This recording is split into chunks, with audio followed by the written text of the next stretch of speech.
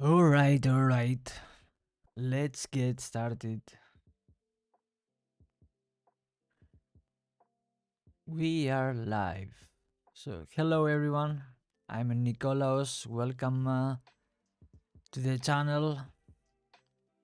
And this is the part 3 of Barrier Machine from Hack the Box. Last time I got some progress and I have some hints for today.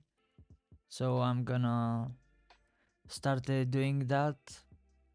By the way, I'm testing some new settings for the stream, so expect some lagging or something. It will be normal because I'm testing things, so yeah. This is also a test for the new settings. Cool, so yeah, let's see. And as always, we create a Tmax session and then we go to the actual folder of the machine. Actually, I need to go one folder back because here it's my VPN connection. So I'm gonna create a split panel here. So let me start first the VPN.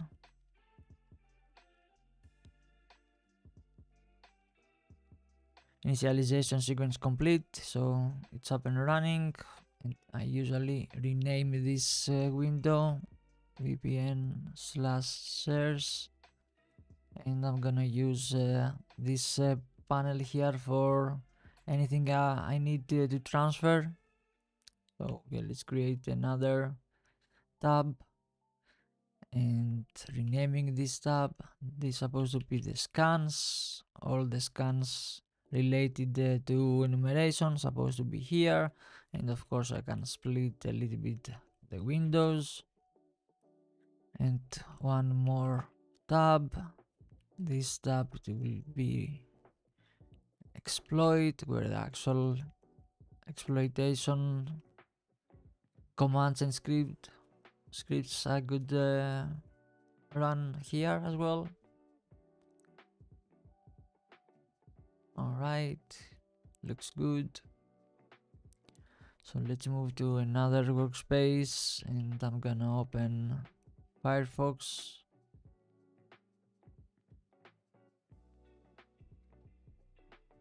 Logging to my account.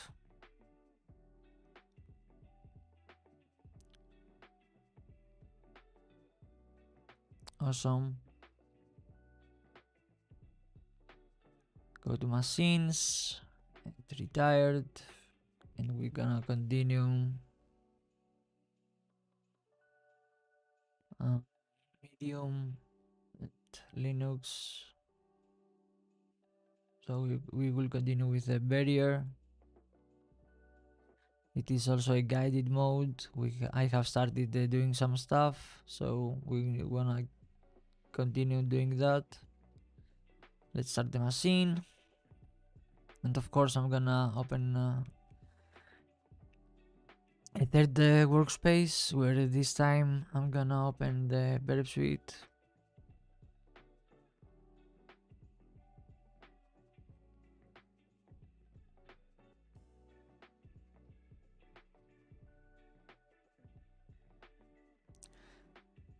Then go to proxy and open the embedded browser. Awesome. I'm gonna come back to this later.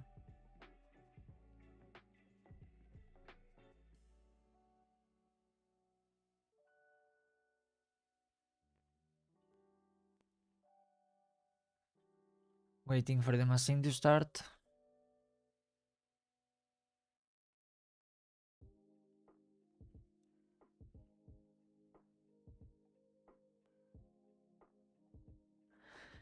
And IP is ready. So first of all, I'm gonna set it as a target.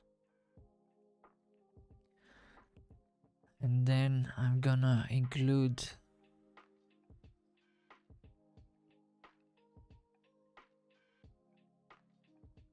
this IP for the hosts.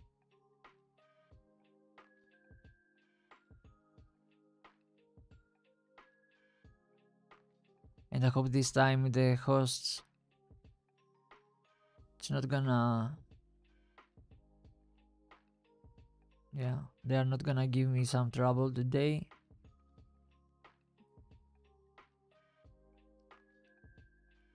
Cool.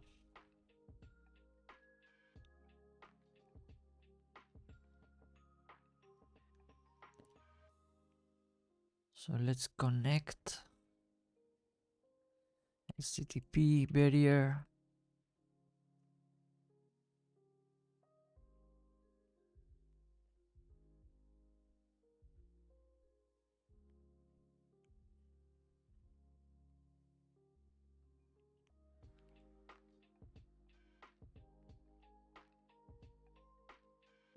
It's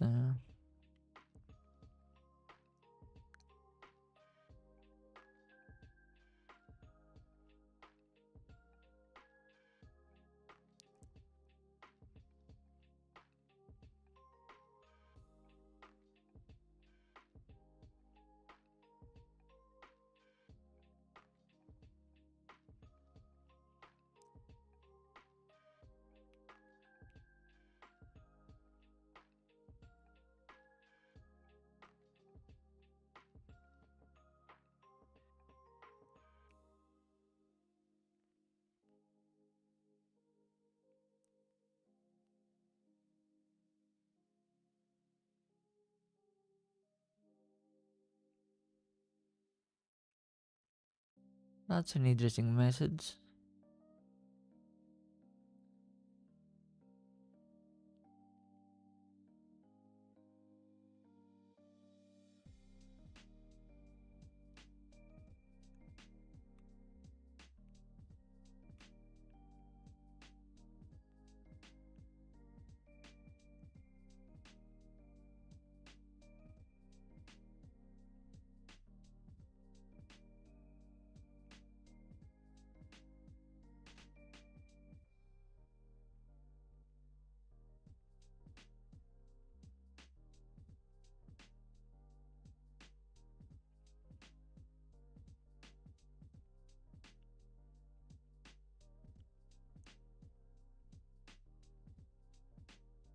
So the authentic SSO, it's here.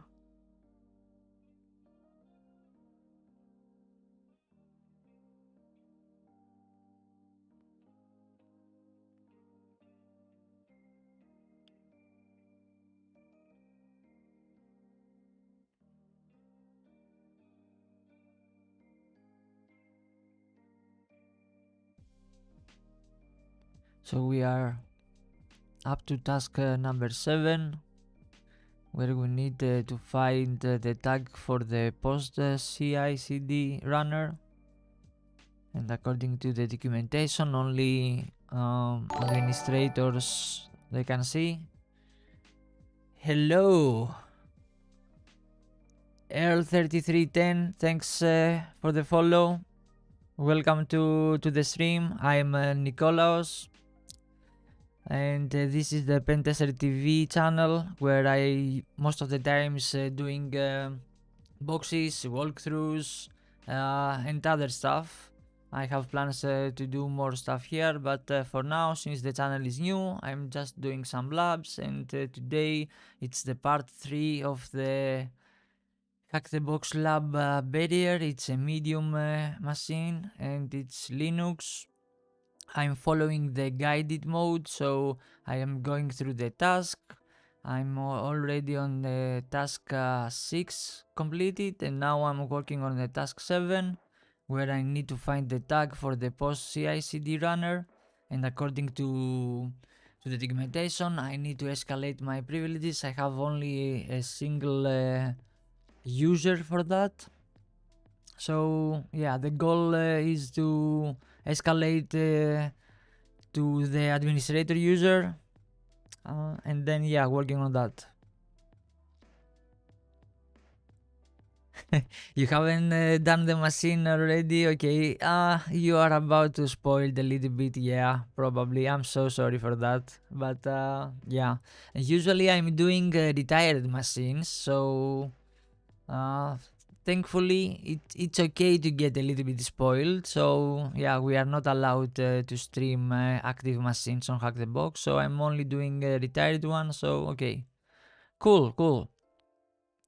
So yeah, welcome again, and yeah, let's see. So we have found here the authentic SSO and the GitLab, because there is also a GitLab instance here. Give me some issues. I cannot reload it for some reason. Maybe the machine is trying to run it, and yeah, it gives me a 502. So I have no idea what's okay, that's perfect. I have to go back and forth again, so now it works. So all right, and let me go to the actual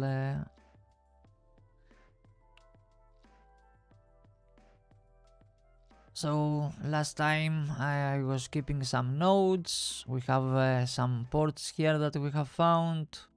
There is a Tomcat instance on port 20. It's the GitLab, and the GitLab community edition, it's version 17.3.2. We found the username and the password, and then also we found that there is another user in the GitLab instance, which is called akadmin, and from the name I can tell that this is the administrator account. We ran some tests for find the vulnerabilities. There is an authentication bypass. There are actually multiple one. So we're gonna work on those now, because that's, I believe, it's the step to go to get the AK admin account. I have after I log in with Satoru user into the SSO, the authentic, I created a token. Maybe I'm gonna need it to call some MPI calls, maybe. And the last thing I did last time was to utilize Nuclei for the specific CV vulnerability, which is an authentication bypass, but I had some troubles running this command. Nuclei complaining a lot about cannot find the template, but the plate is already here and provided, so I'm gonna keep that as a reference, because the idea of this command is when you run it, of course, I have captured first the SAML response. We're gonna do it again from the burp suite, and I have provided the relay state. So the idea is using the SML response, we can create another response with the aka admin with the email or username. So we will see what it does. Into the GitLab, I have already been in the GitLab account for the Satoru, but now I'm trying to get aka admin for instead. So we have already the username and password for Satoru, which is also a valid user here. And yeah, the goal is now to become aka admin. So yes, the idea is to use the vulnerability from the authentic platform, the SSO, to create a session with the aka admin from the some response, because the authentic platform has a vulnerability, a SAML bypass, authentication bypass. So we're gonna work on that one. I tried last time this one from Nuclei with this CV, but there are a lot of authentication bypass, so I need to find the correct CV for that. So I'm gonna start doing this. So authentic ASML auth bypass. So generally I'm using DuckDuckGo, but sometimes yeah, the Google gives most actually better results, but it's okay. Maybe I will switch. You will see me switch search engines, but let's see. Okay, there is one with XML comment injection. Let's check this one. Um, no, maybe this is not the one, but we have a lot of uh, authentication bypass CVEs, so we are looking.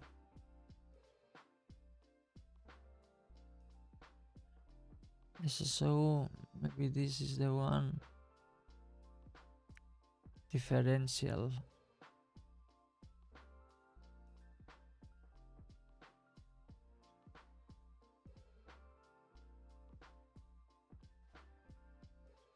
The funny idea is that there are a lot of authentication bypass, so it's really hard to find the correct one.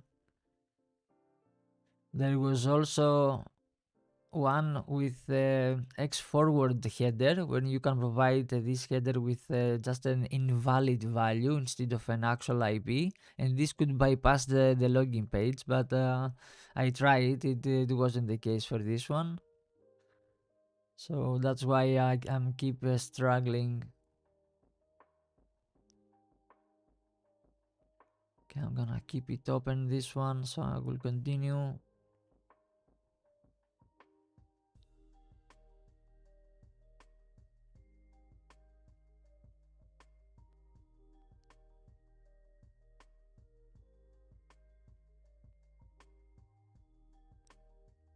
Signature bypass.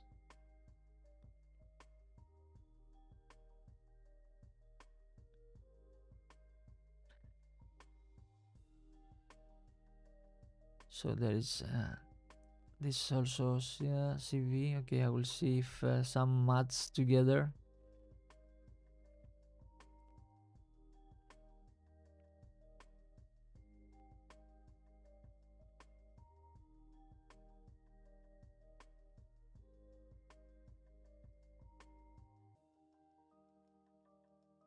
Alright. The assertion signature, okay, must be enabled. Exploitation.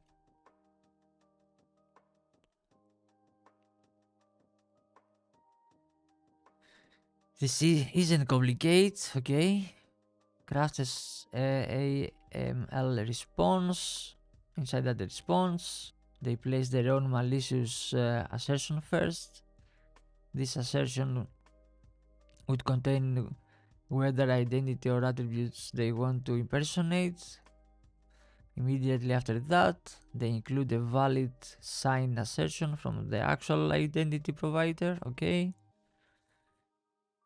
When the authentic receives this, it checks the signature on the second assertion, okay? Yeah, this is something about the SAML response, so I will keep also that open.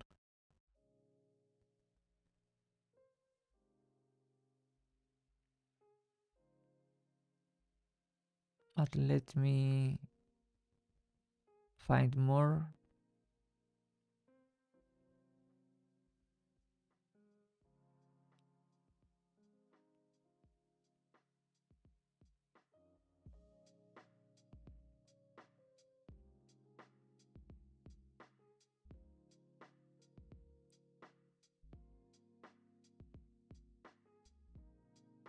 Okay, some else. Okay, something else.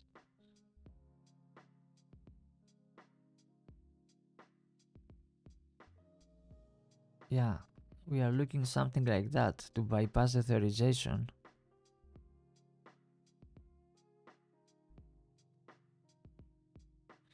Sometimes I'm afraid to open those blogs because maybe I got spoiled about the box, so I don't want to do that.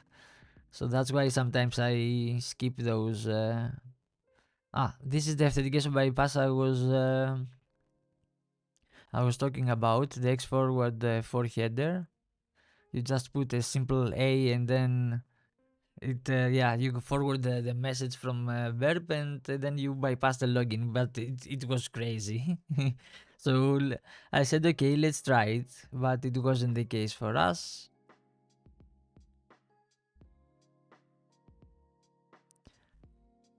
And there are a lot of CVEs, different CVEs. So I have seen so many CVEs for those authentication bypasses for authentic.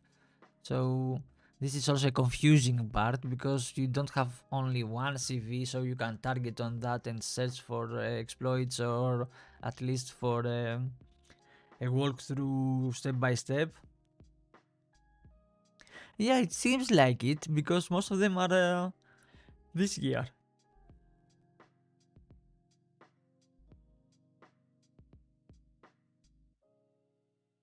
To admin panel. Okay, that's a different or maybe similar. I will open this one.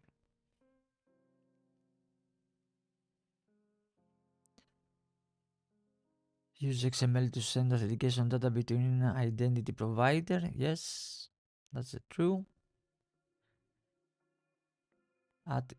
They have some AML attributes. Cool.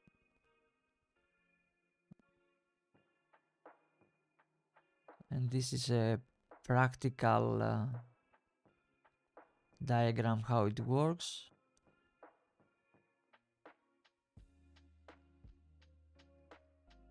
Yeah, and usually generates a cookie or the response from the SAML response gives you a cookie for that. So that's the first idea. And again, using this nuclei exploit, I expecting to see a cookie to be returned. So and then I can use this cookie on the browser, and it's gonna be the user that you provided here. But for some reason, okay, maybe I have it in my memory in my list here. So yeah, there it is. So that was the last one I did last time, but a lot of things have changed. For example, the target IP has changed, and also I had some issues with the host names. But yeah. So okay, I have to change one more.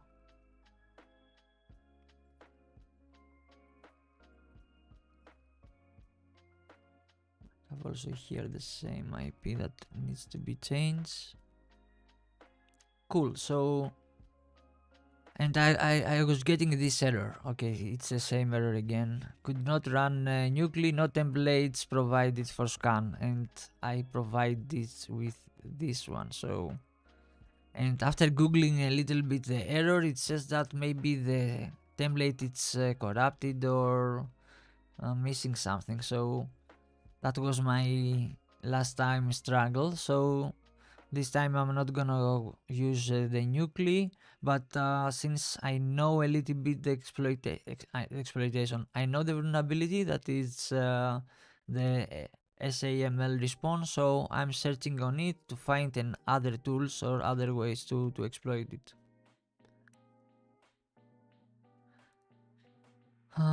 Yeah, the response is here, so it has ID, version, some other parameters there. The issuer, the status, some tags, assertions, okay. And we manipulate this one. Yeah, it looks like this. So basically we change the name, something like that, and the email address. We try to change those attributes with our case. Yeah, if you decode it, you can see it. It's a URL encode. And for this case, okay.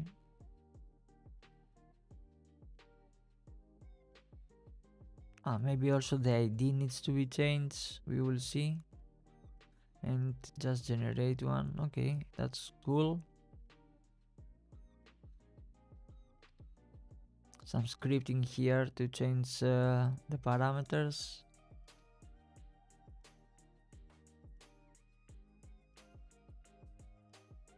Okay, there is a script here. Not found. Maybe it's this too old or change something. Impact, the lesson learned. Okay, at least give us some explanation about the response, but I already knew that, so cool. And the script it's not there, so we cannot use it.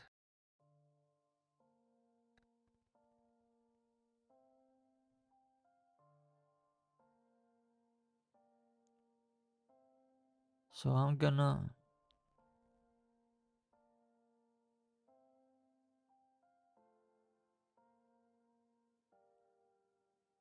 gonna use Google for that,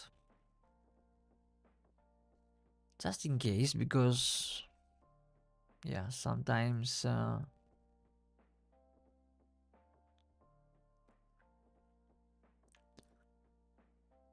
give us better results. And this is explaining a little bit. So we have one CV, we have another CV, so many CVs for those, so we don't know exactly which actually mechanism. I mean, we know that it's an authentication bypass. What is the next question on HTB? Yeah, the next question is to find the tag for the post CI/CD runner. But in order to see the runners, we need to be administrator. So we need to compromise the AK admin account for that. So that's what we are working on it. So after we log in as AK admin, we can see the runner and answer that question correctly.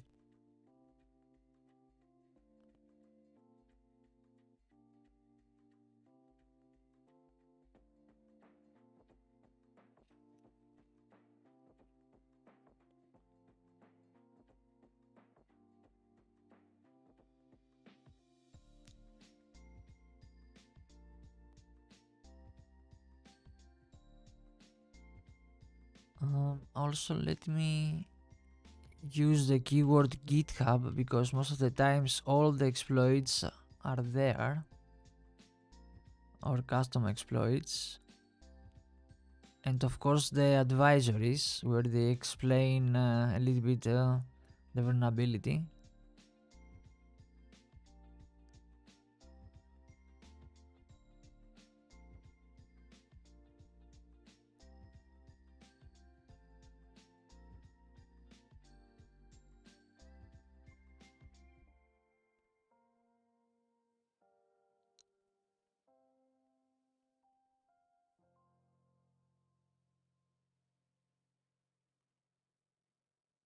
Another CV,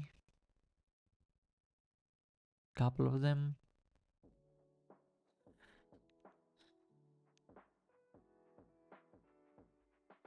I think this is what I used last time with Nuclei. Yeah, it's a Ruby script.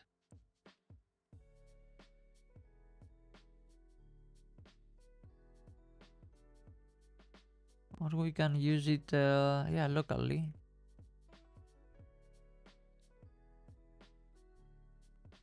Here's the Nuclei that I was trying to do last time.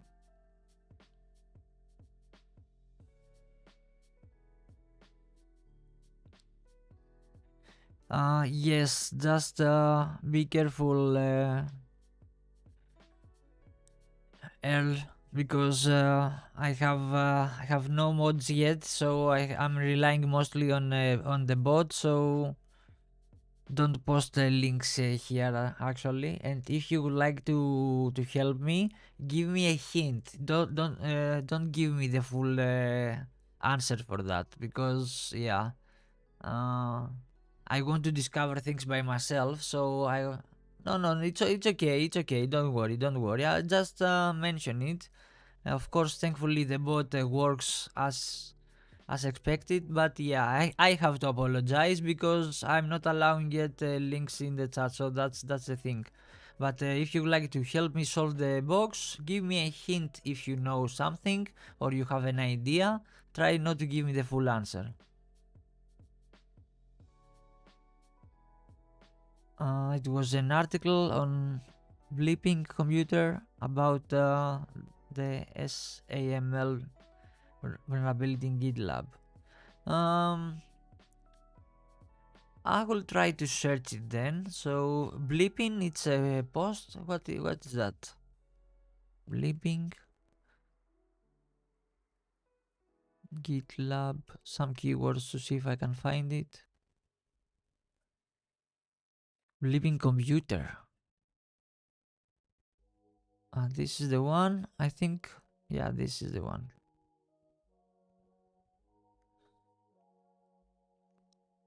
Okay, let's see. Another CV. How many CVs? Yeah, you were right. Actually, the authentic it was a nightmare for this year, for them, because so many. Okay, another CV, and then we have GitLab. Okay, and it's in within our range of the version for the GitLab. Okay.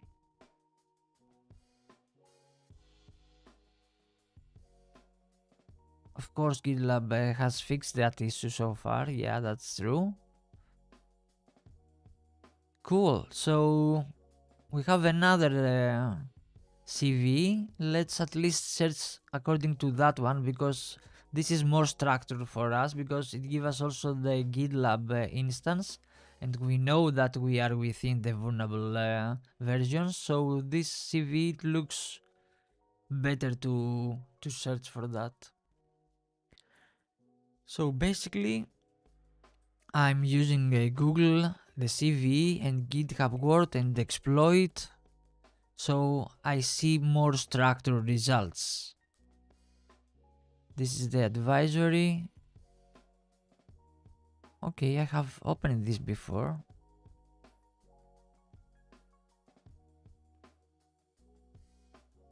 Okay. Yeah, probably last time I was looking so many CVs, probably I opened it, but it didn't got my attention for some reason. But this looks promising. We need to have this installed, but I think I already have. But let me check it. So if I just install it, I will see if I have it or not. Yes, it's already there, so awesome. We don't need to install something. And basically it wants the response, the name of the account. Okay, and the response paths. Okay, we will see how to use it. But I always do some kind of code review, if you want to say it, just to make sure what I'm running. I don't want to run something that is supposed to be legit. Okay, the namespace for the insertion, the CV class with the initial parameters, and the exploitation part. Have also some functionality, write the output, how to parse it, the signatures. Okay, this is what we want to see. So from the namespace, the assertion tag, it's that the one who does it mostly. So first remove the signature, then patch the assertion ID with a new one that we want. Same thing, the assertions condition.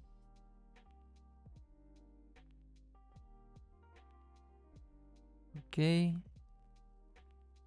And then to insert the malicious reference, which is the new username that we want to add. Okay. XML libraries to do stuff.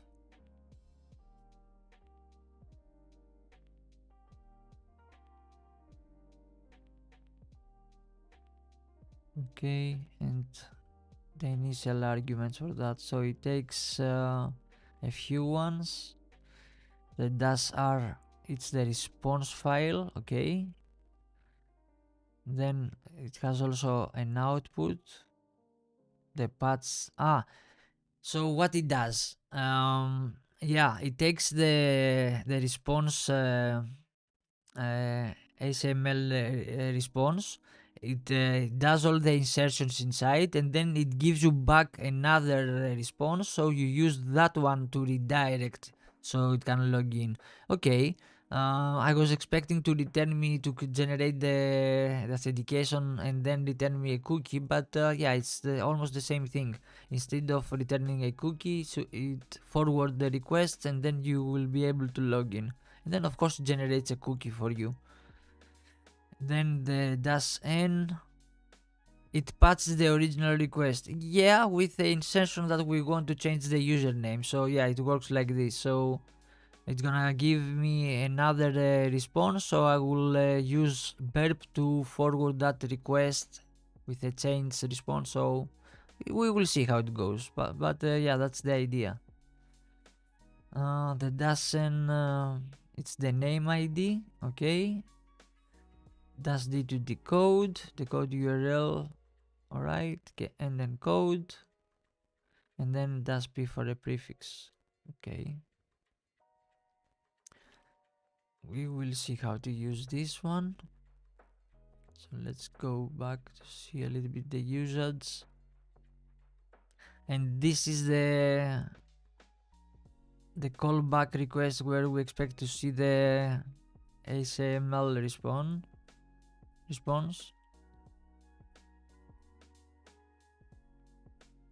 Yeah, so it writes the patched one to the file, and we use that one, replace the parameter, yeah, with the script output. You will be redirect. Okay. So let's grab this script.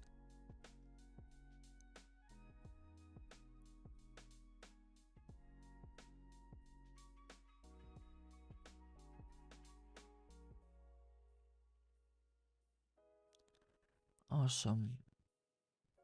So now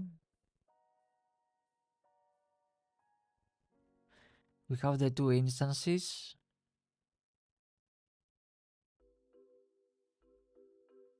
and we want to connect with first of all, okay, it works my history, so I'm expecting to find the response there.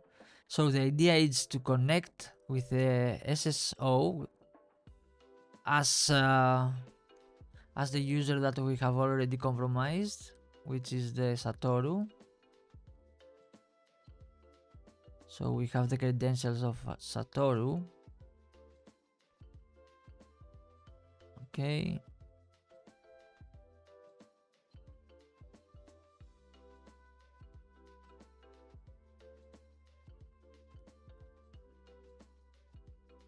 Come on.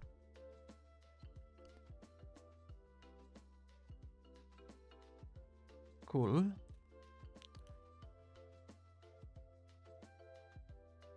So if we click continue, actually let me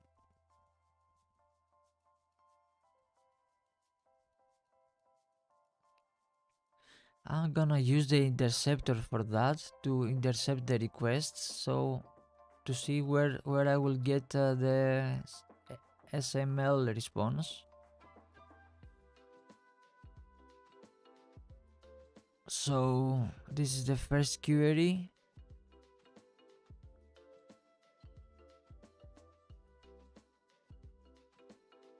It's the actually login page with the password.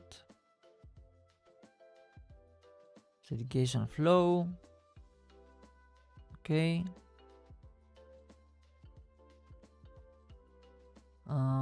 I want to see the response for this request. Forward it. Okay, here is the response.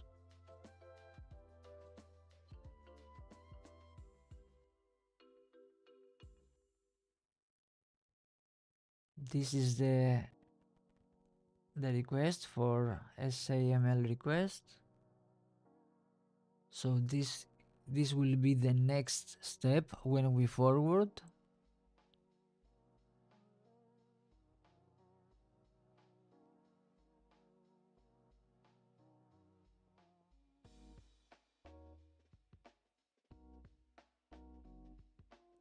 Yeah, it's in the query, so probably here is the one.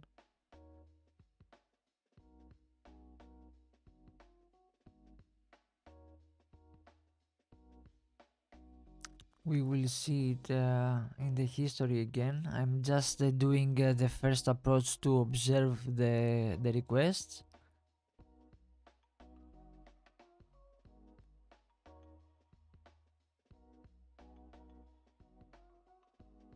Okay, I'm gonna see this response as well.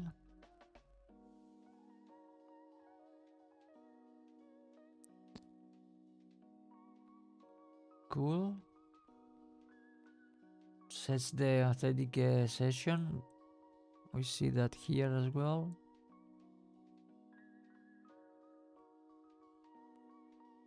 And this SML request is here.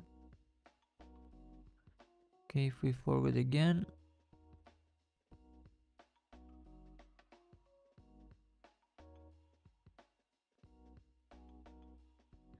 it executes again.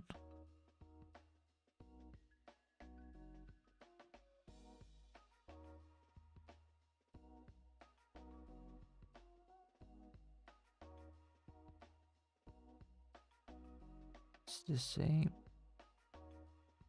Yeah. So probably this is our response that we are looking for. But let's continue with the forwarding.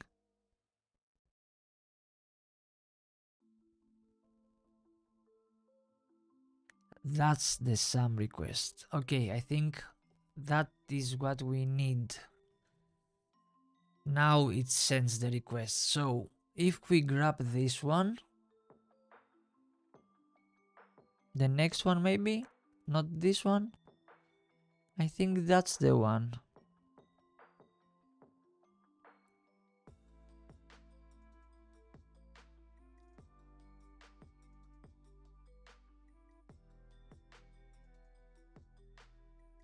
Oh, yeah. That's the request.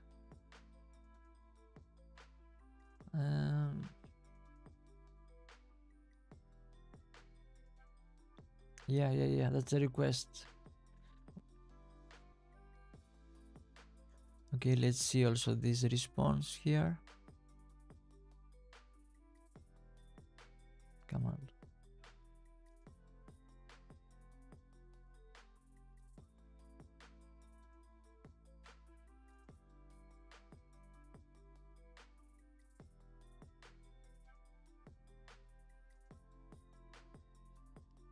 Some requests.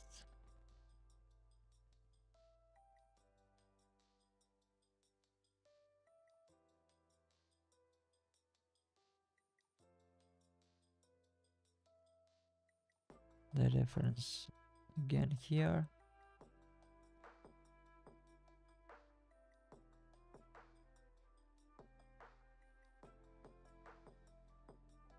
See the response for that as well.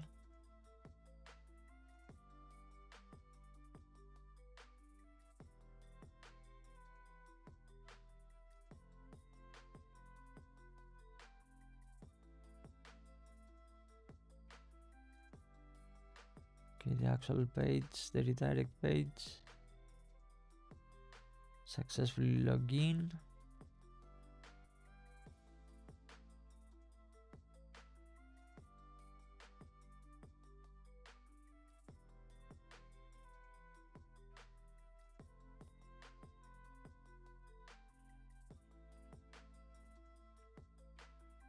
Okay, let's see the next one. So there is no one. Ah, now we start getting stuff from the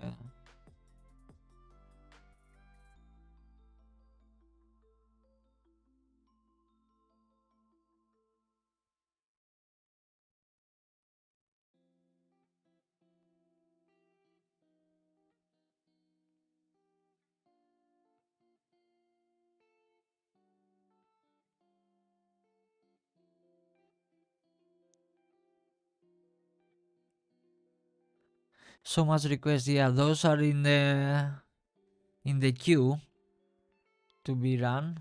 We are still here.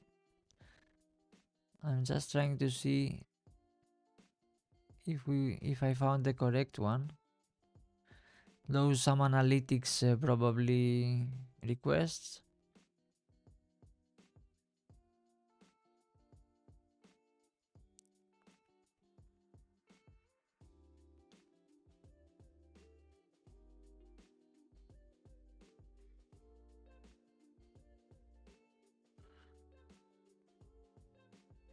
Okay, I will release forward all. Either way, we have the history, so that's the idea. Okay, now, and if we click continue,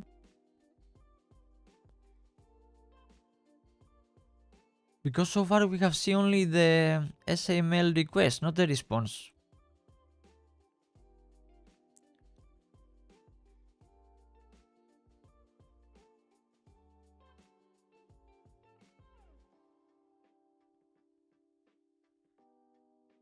I want to see the response for that. Not forward all.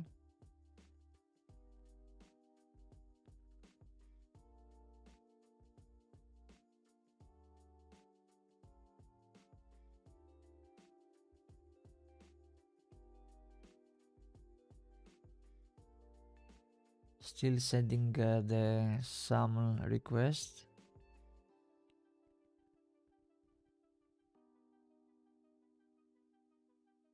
Okay. Forward. That was it. Oh. Another one.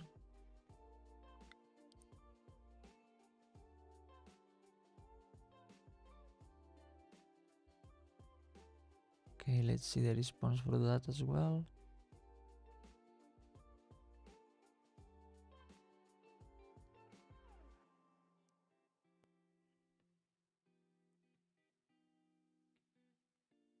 Here is the SAM response. Okay.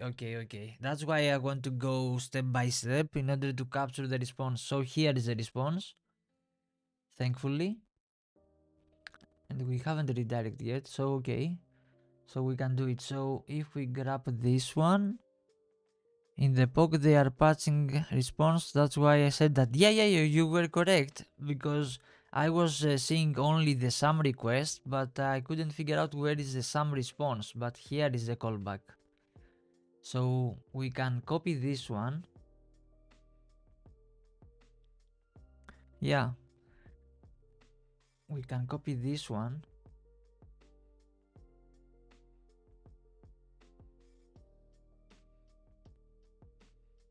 And send it to the decoder first. I want to decode it as URL. Not, I mean, decoded URL, right? No?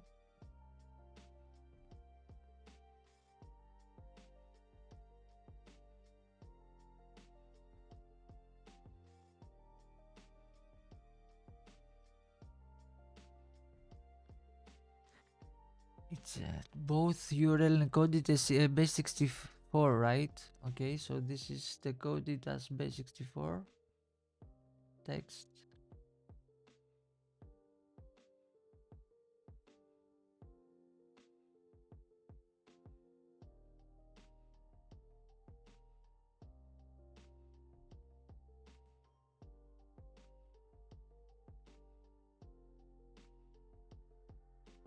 Yeah, this looks base64, but it's scrambled. Okay, let's check the article that we have found, which show us a little bit about the decode. It was the where it was.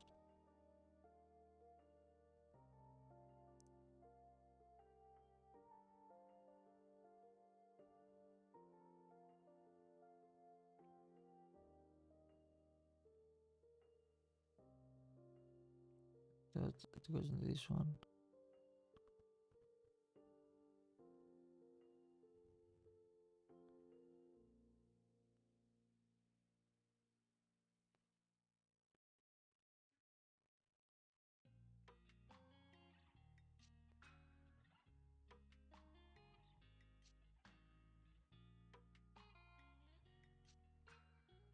Maybe this one.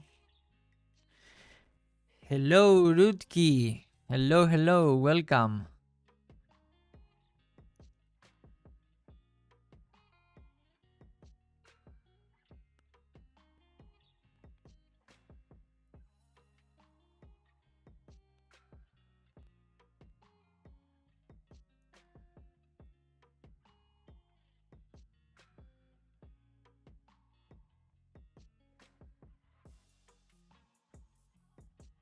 Okay.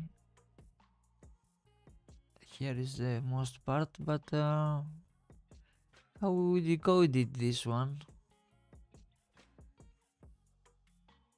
Um, should be mentioned somewhere. First it's URL encoded and then base64 according to the script.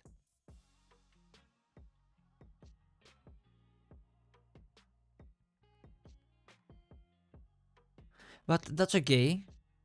Let's first exploit it and then we will do the analysis for that. So we have the tool.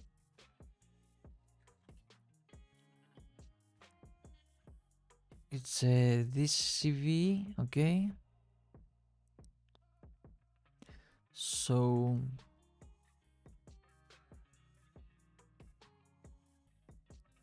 all right,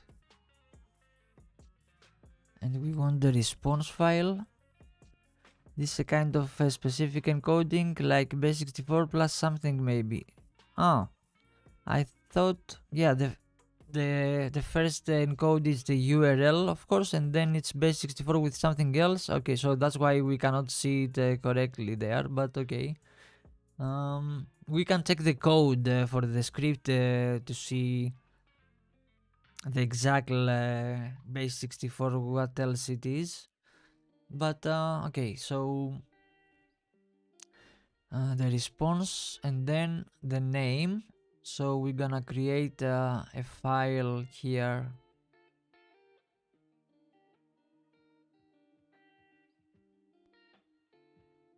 Come on.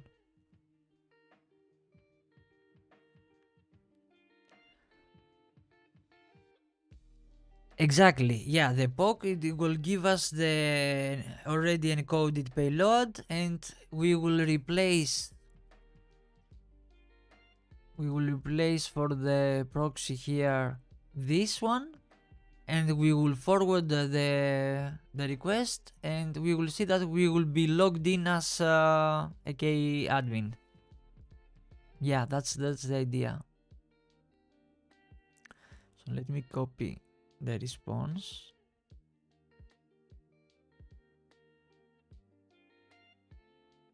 Okay, so we go back to our editor, we create a new file as some response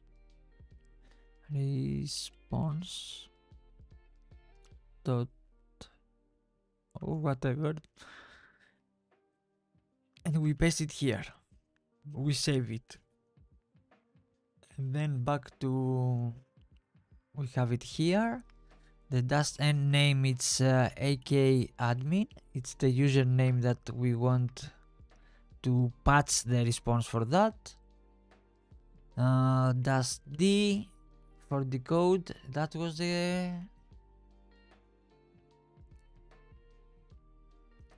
yeah, dast d, dast e, and dast o to output. Okay, so both dast d, dast e, and then we want to save it, the file, as some ak admin. So that's the idea. And that's it was for the username. It's an email. Okay, so while we enumerate the Satoru user, we found that his email address, it looks like this. So we guess, since we know only the username of the user, because we cannot find the full, or at least I haven't tried to find the full email address, so I'm assuming that it's gonna be this is the email address. So we will test this. So it's not a username, it's an email address. Okay, let's see.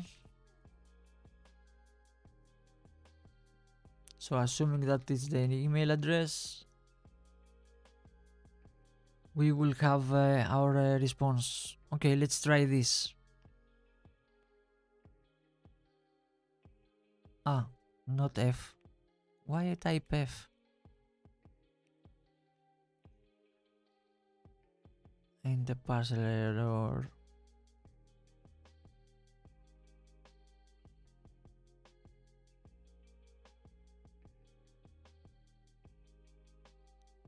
Response URL base 64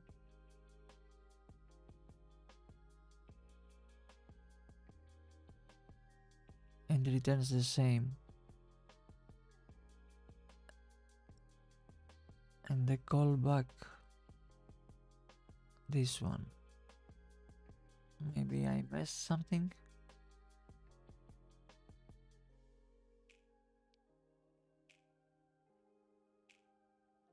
Let me copy again. It's the thing, right? Yeah.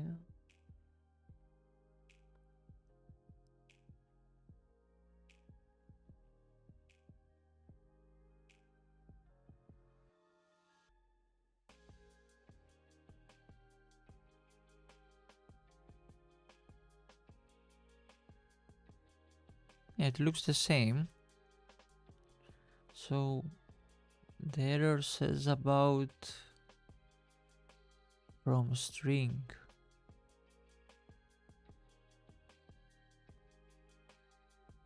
Line 71.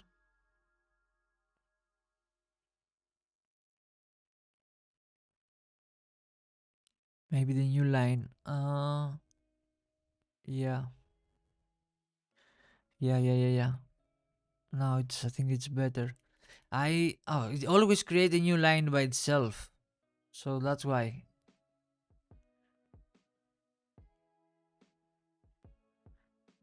Yeah. Usually, if it the script should have the dot strip function to strip out the white spaces and any spaces from the actual argument. So if it's not that one, probably, yeah, because the self row response. Okay, let me check the code. 71.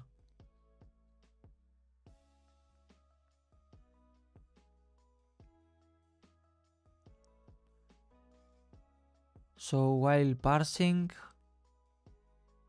the code response read self decode response for the the parser. So the decode response, where it is, response file, decode input.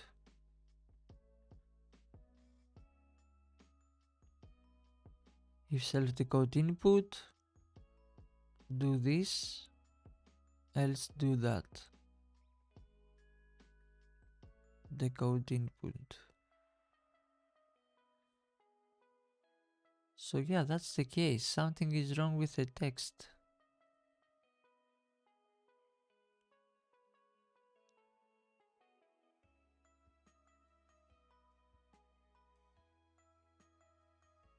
Okay, let's see. So the decode one,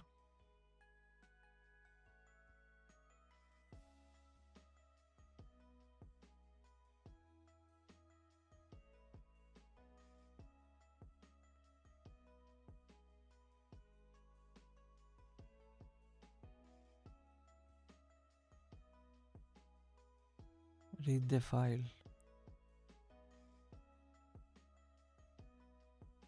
Oh yeah, doesn't decode it probably. Wait.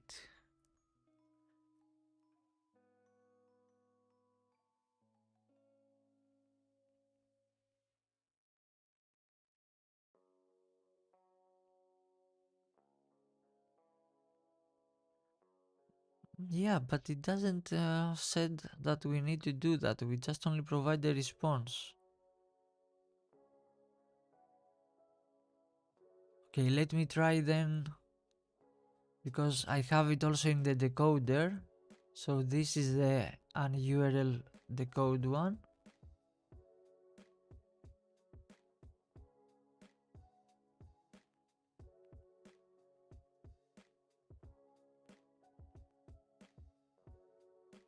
Okay, let's see.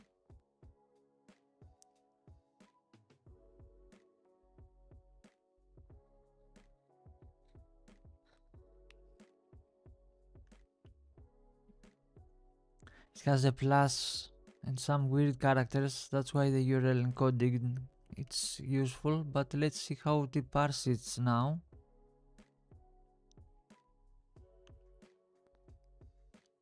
But we have the decode is for the base64 decode, not the URL decode. Or wait.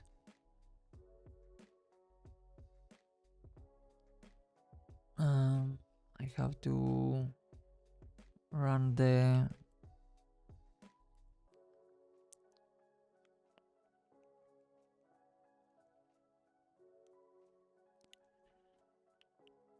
Python 3 LXML.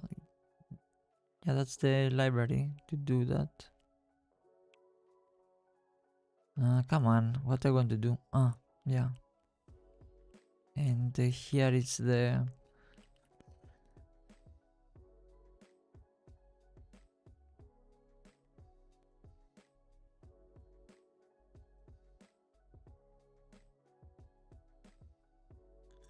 okay.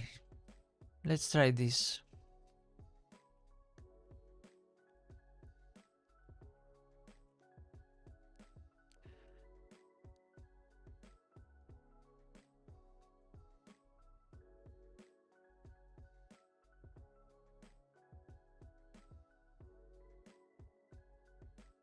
Same.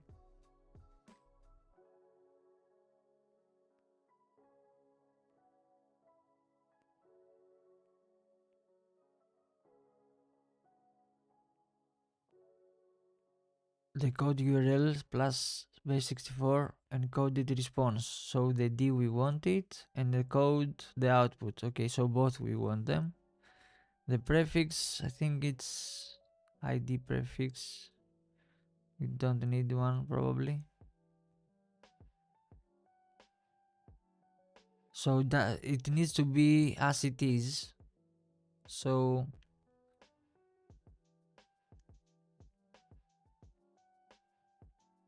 we want that. But why we get the error here? Start tag expected.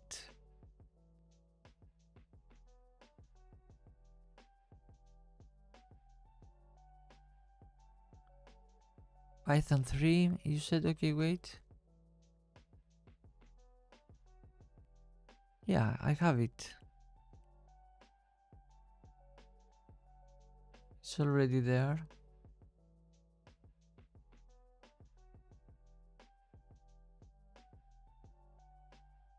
Did I download the Python tool they were talking about in the POC?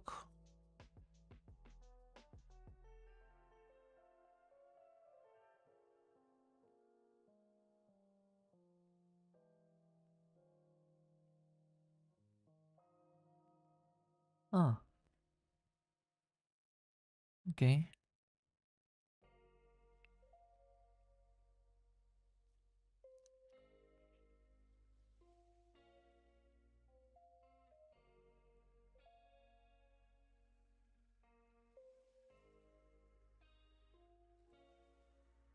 Yeah, needs to be as it is, URL and base64 encoded.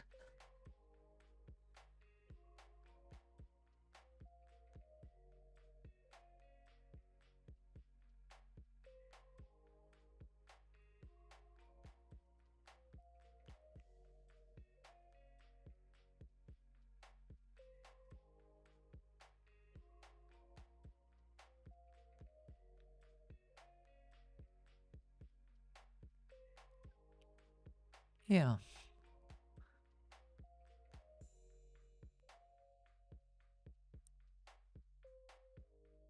Start tag expected.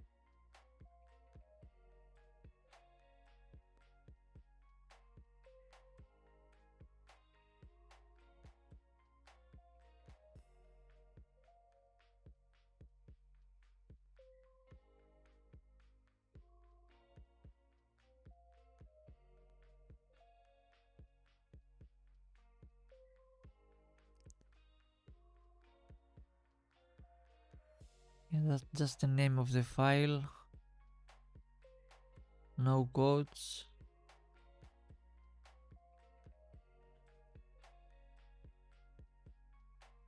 And it takes the argument, which is the dash r we said.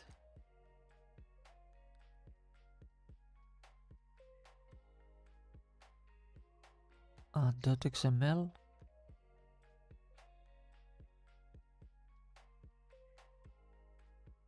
Raw or URL base64 encoded. So it doesn't matter.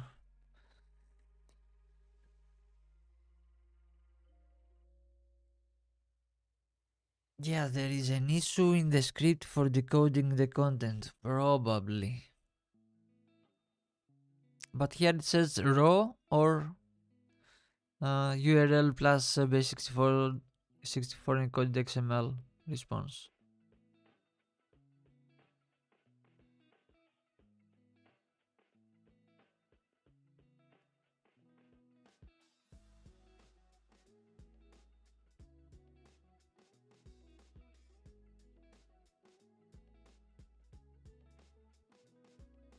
So the response file name ID.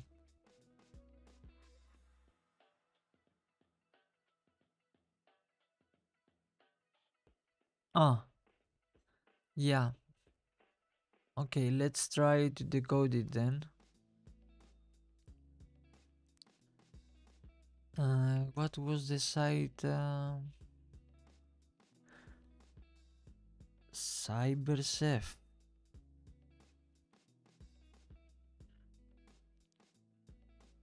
CyberChef. If I can type.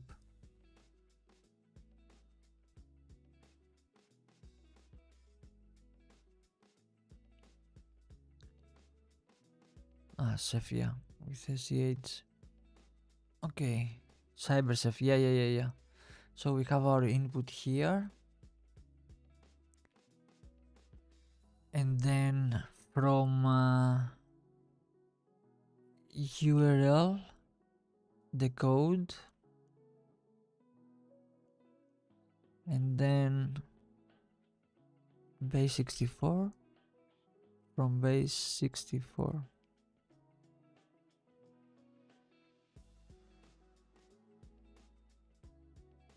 The URL encoding has, so first URL encode, decode, right?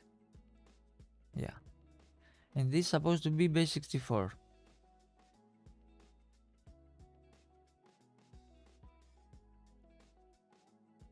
Base 64 from base 64.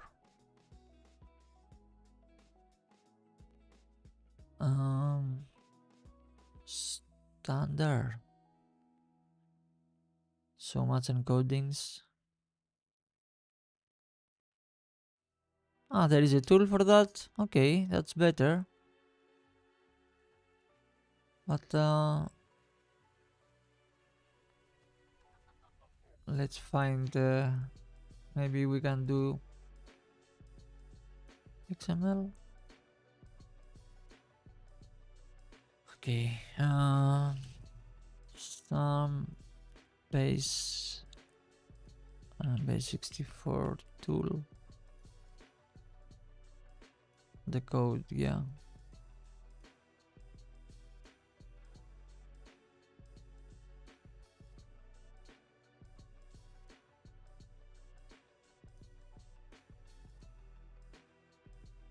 It's plus inflate.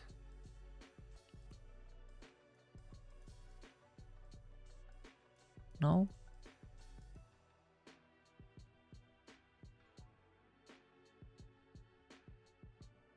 URL. Not the code, decode. So wait, I have the code. Yeah, we did that. And this one.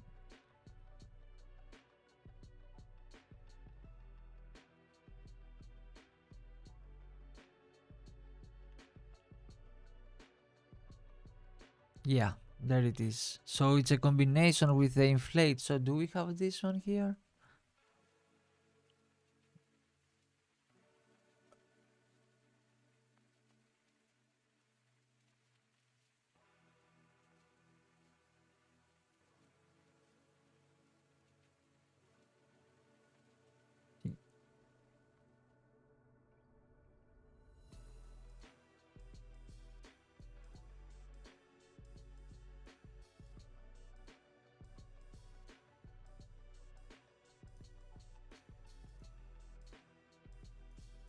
That's okay. At least we have it.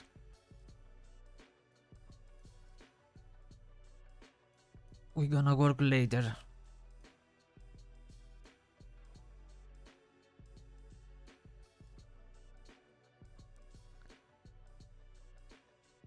Let's see how it responds now. Same error. So yeah, there is an issue with the script. Even a decoded one. Okay, let's we're gonna find another one.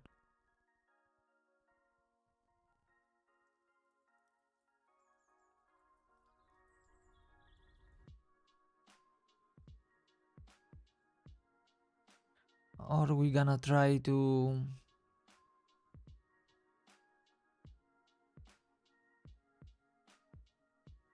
Yeah. You are correct. We don't need to decode it anymore. Yes. You are correct. Thank you for that. Yeah, I forgot the decode flag. Awesome. And we have...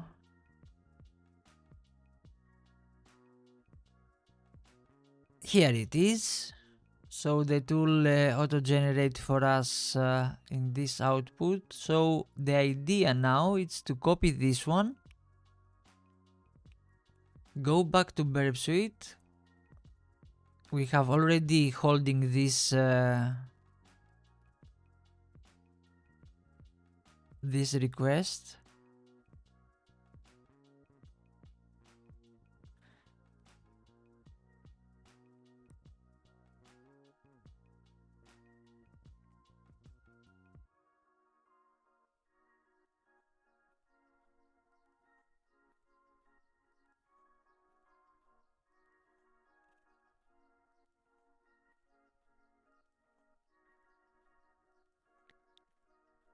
We have the response for that.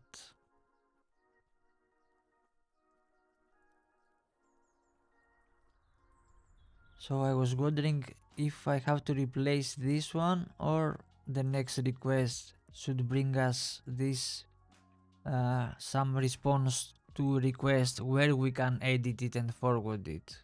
I will try both. So now we have replaced this one, but I don't know if this means something or we have to... Let's forward and then we will see. So yes, I replaced the new one just to verify it a little bit. Yeah.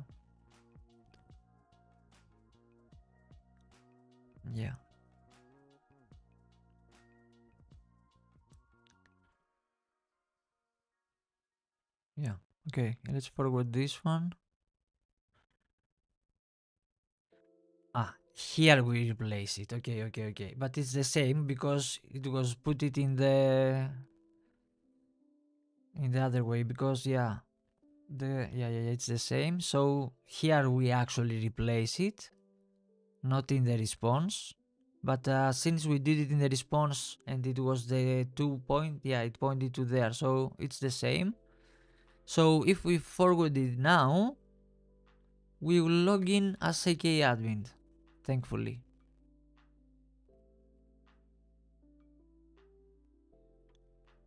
And yeah, we get the GitLab. So I will forward all because we finished, and also we have the authentication, the session cookie. Forward all, and stop interception. We don't need anymore. We are still Satoru. That was unexpected.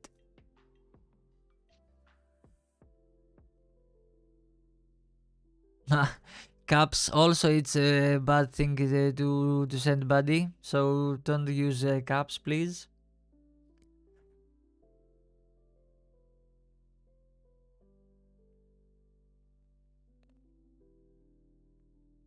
What we did wrong this time?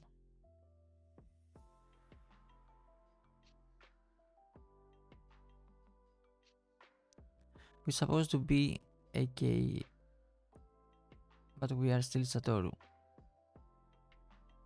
No interception, please. The email didn't work then?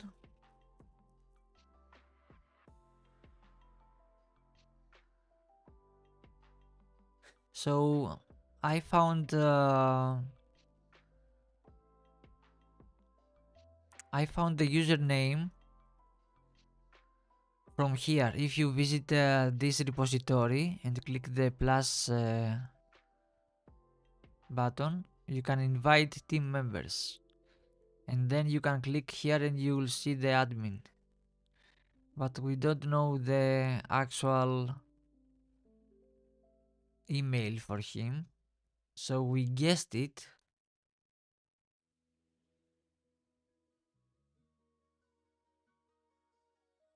To be like this. So that was the issue.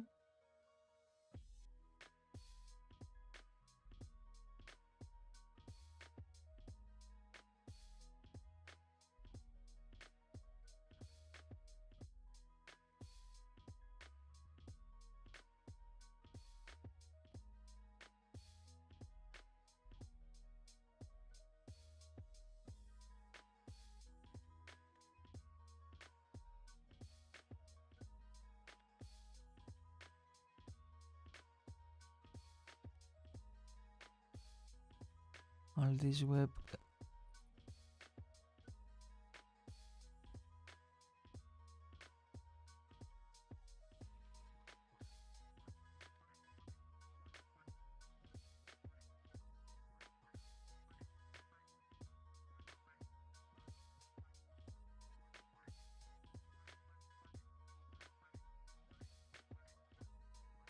Here is the response.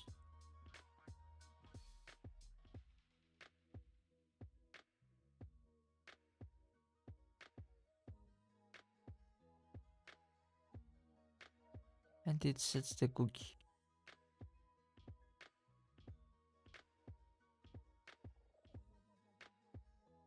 And session GitLab.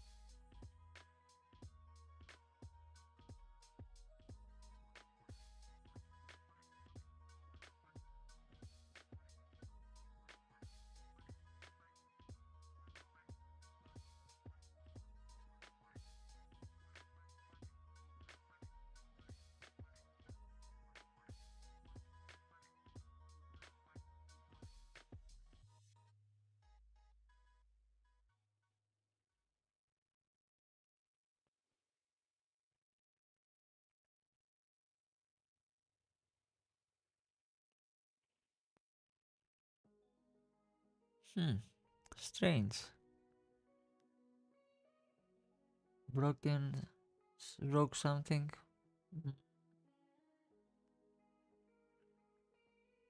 Maybe. Okay, it was expected actually to fail. At least we aimed to succeed, but it's okay. We're gonna do it again. Or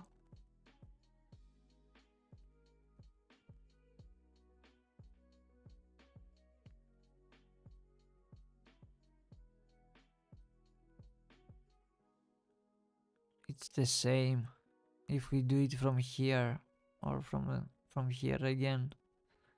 The only difference is that URL redirects back. Oh no, I have to clean the cookie now.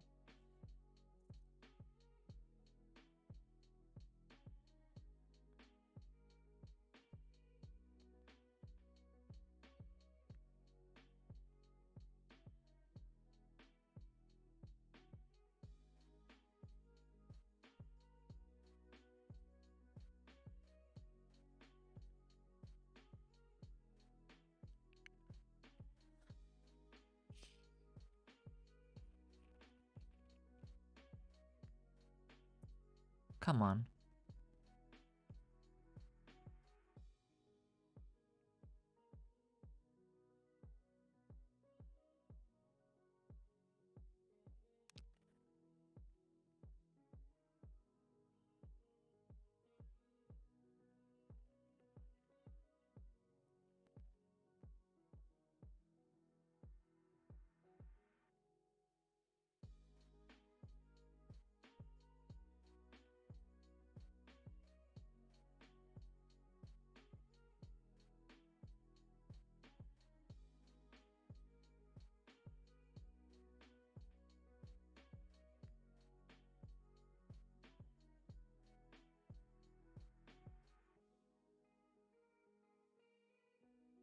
So every time now I click sign on, it's gonna redirect me directly. I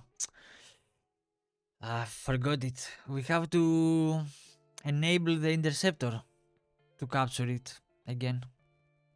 Yeah, it goes as expected to go. Yeah. Yeah, let me have some water.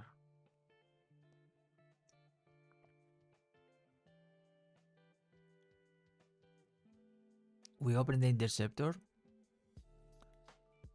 and then we try to sink in again, and we go step by step again. Forward.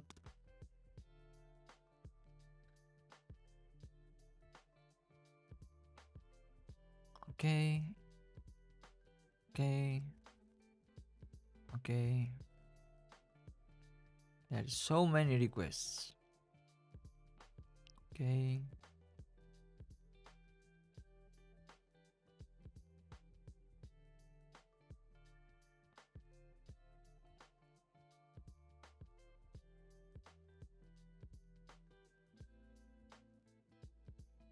Here is the response. Cool. Go back. Copy this.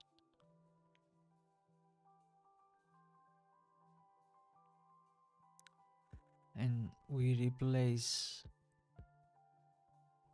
this one.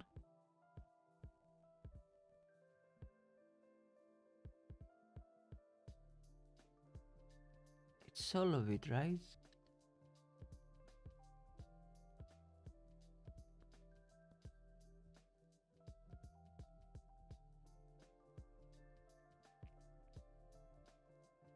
I mean, there is no another attribute or parameter. No, I don't see something.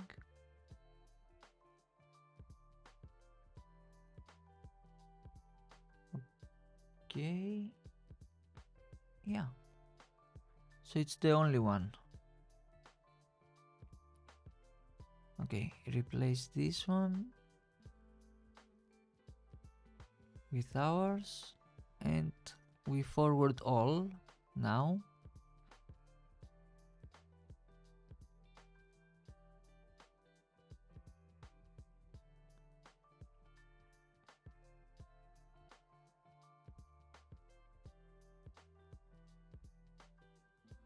And we are still Satoru. Okay, so the response is not the correct one.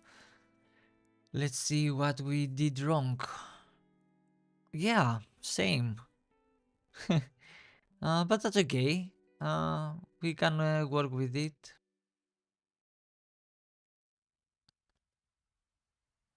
Maybe the email address is wrong. Let me try with username instead of email.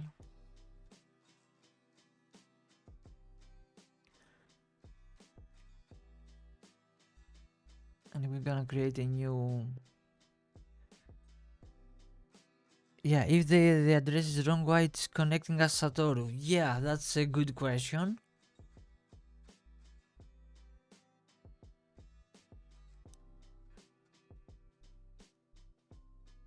Okay, let me try again with this one. Written paths, okay, as name this time.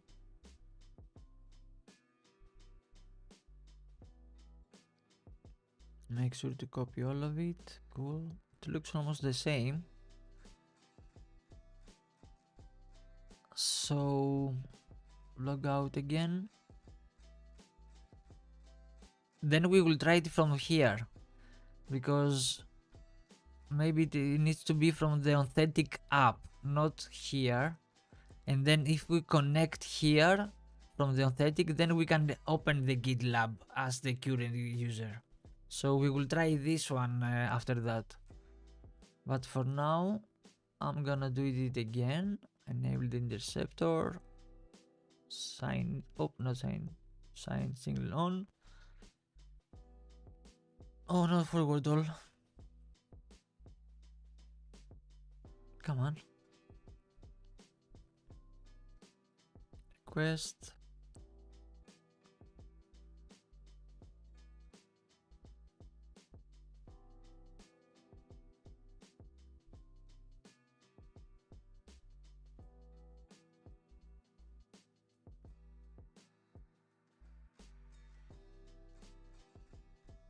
Here is the response. Awesome.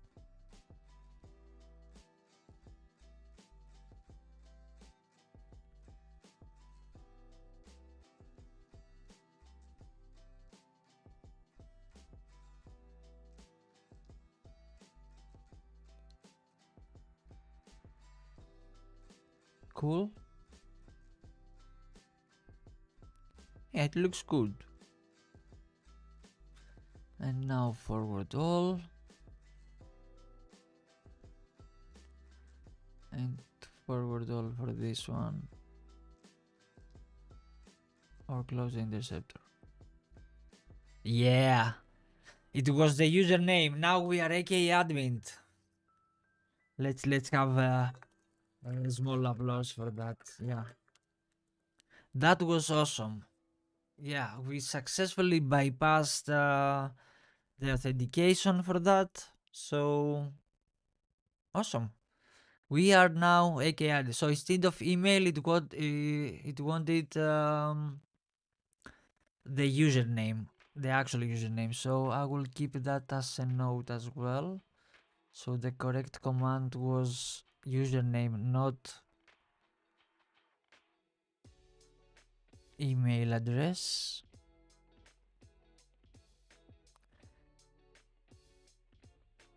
Thank you, Bali. So we want this command. No, I need to fix this one. When I have time, I need to fix the copy paste from Tmax. Drives me crazy all the time. Okay, that's cool.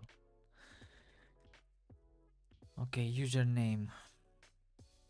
Yeah, first we tried maybe that's why it didn't work for the from the nuclei, because it's the same thing.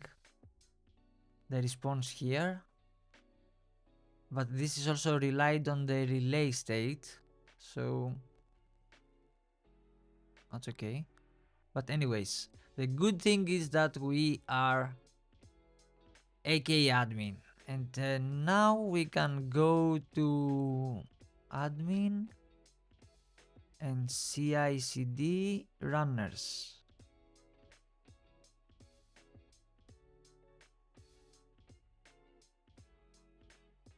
That's the pause one.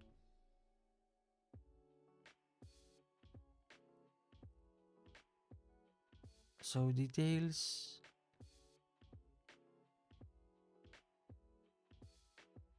Wait, what was the question again? What is the tag for the post CI/CD runner? The tag.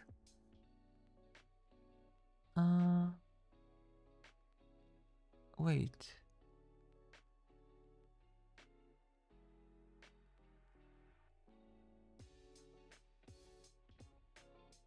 Runner one. Ah, this is the tag. Ah, okay. God damn it. This is the tag. So we go to hack the box and paste this one, and it was correct. Okay. We got the task number 7. It was quite a tricky one, and that's because this authentic SSO, uh, guys, it's full of authentication bypasses. A list of CVEs for authentication bypass for that one. So we had to almost go through all of them to understand. But that was a good hint, and thank Earl for that. If I'm pronouncing your name correctly, Earl or Earl, how it is. Sorry about it. We combined the SAML bypass with GitLab, and that gave us the correct CV number. So we looked from the correct CV number, and then we figured out an exploitation how to do it. We could do it manually, which I prefer most of the times to do it. So we can use a decoder here and manually decode the XML for that, manipulate it manually. I think we need to change 3 things here. we can review the script to see what exactly was changed, and then go back and reverse the process, make it again encode it, and then we can use it.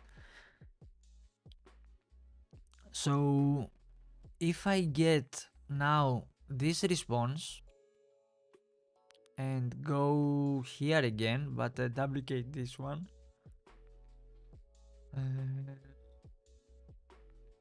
duplicate tab. So now I want the opposite way.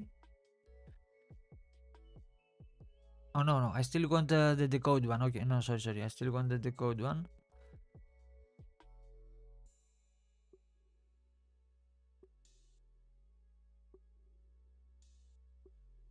First URL decode and then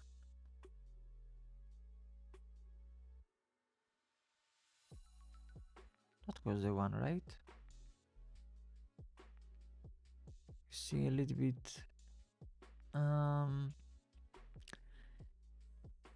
Decode it first.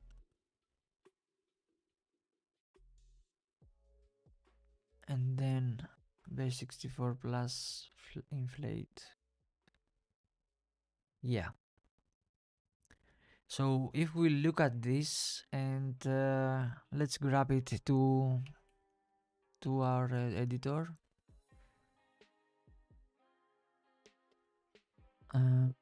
Some response decode. So if we search here for AK admin, we see that we have only one. Yeah, only one. But there is also some other changes. They changed some assertions, the signature it's changed, I think. So it does other things as well. It doesn't only change the username. I hope so. It's not only this change here. So we, yeah, in the session index. So we need to review a little bit the script to figure out exactly what it does. But basically, it's a modification of the Salm file here. So we can do it manually, of course. But the script also helps us to do it faster and without errors. So yeah. Awesome. And then we can go back to the tasks and read the other one. What is the authentic API token value? Alright. Okay, and there is, we can, I can use the hint actually, but I didn't. But anyways, it's okay. We will see if we will need it. So go back to the another task, another problem. Yeah. That's the thing actually. That's how it is, right? Especially for cybersecurity and try to exploit stuff and get the root of a box. Yeah. I understand. And that's life, right? Also, life. It's like this. You win one battle and then you have another one to win, so that's life as well. Thankfully we had some progress this time. Okay, we found the tag for the runner, so now we need to explore a little bit the GitLab as AK admin to see what we can do. If is this stored the authentic API token, it's somewhere stored. Is it in the... Is it here somewhere? Or if we run a request, we will see it in the headers? Or no? It's not that easy. So if we run this again, we have some executions, the GraphQL.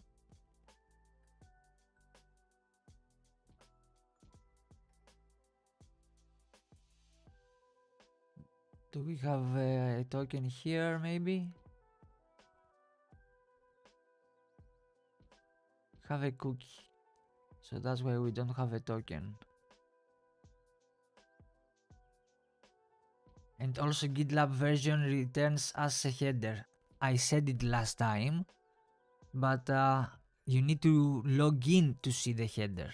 If you are not logged into GitLab, you don't see that header coming back. But anyways, I just, because I saw it right now and I remember it. So okay, so the token, it's not in those requests because we are using sessions here, session IDs.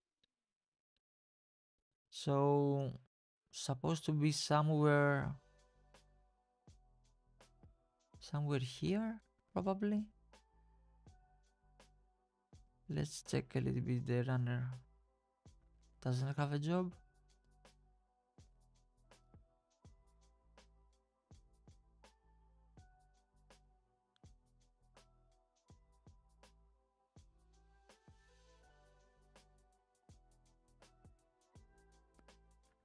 We can edit the runner and we can resume it because it's paused.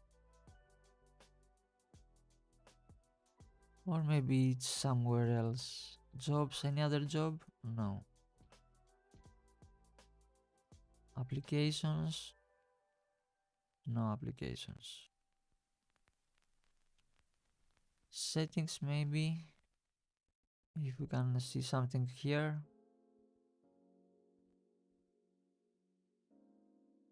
No, those are generic CI/CD again. Runners.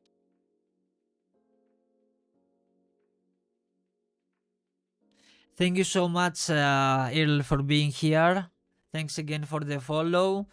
That's awesome to come back. I'm looking forward to talk to you again. So yeah, take care of yourself.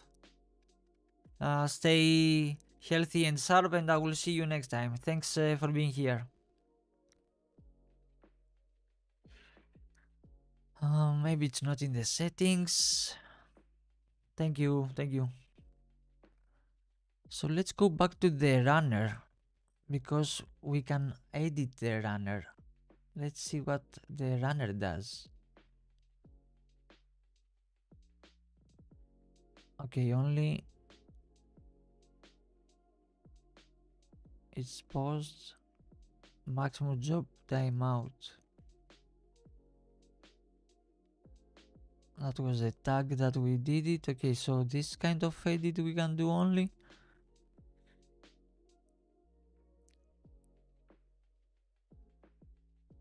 And we can resume it. So runners, they have jobs. So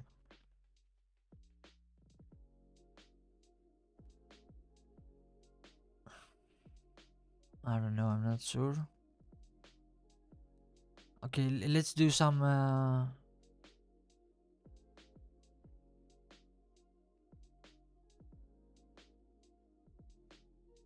let's do some reconnaissance a little bit to move around to see what else we can find. There are 2 users.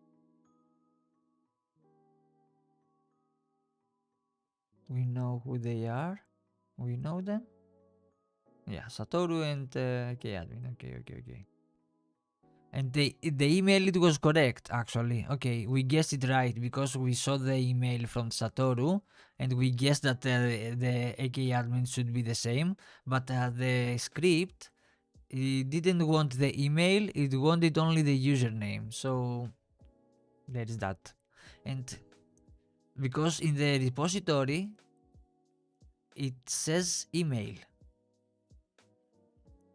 That was a confusing part, and that's why it didn't work the first time. So keep that in mind. Also email and yeah. Okay, let's see.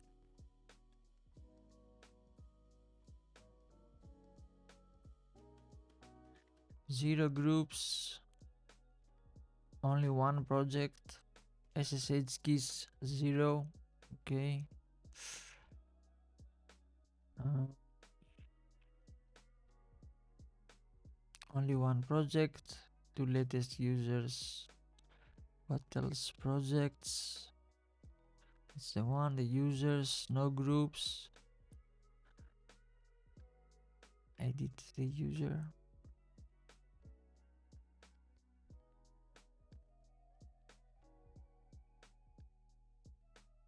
No. And it's administrator. Cool. We knew that. Okay, we can't do much here. Two-factor authentication disabled. SSH keys. Maybe.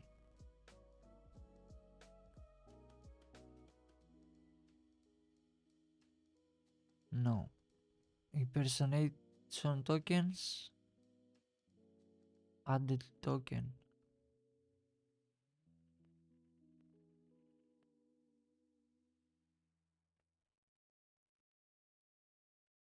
No, we don't. Sudo grant permissions to perform API actions as any user in the system.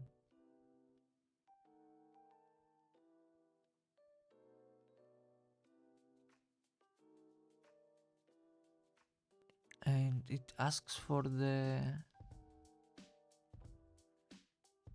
authentic API token. The authentic API token.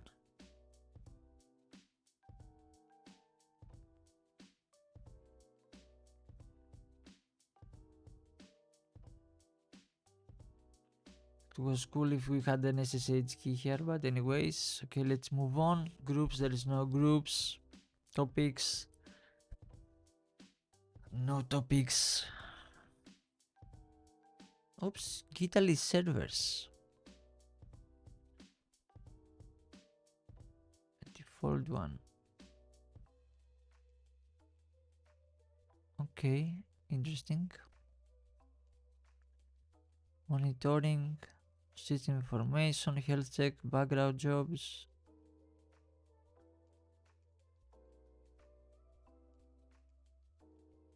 Not Redis.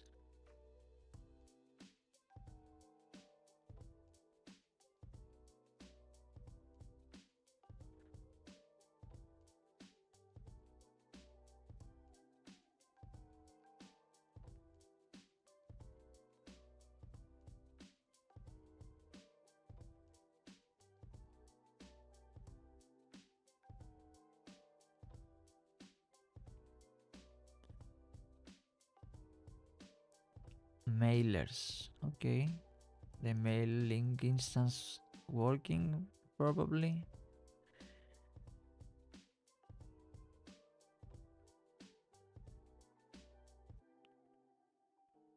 Scheduled.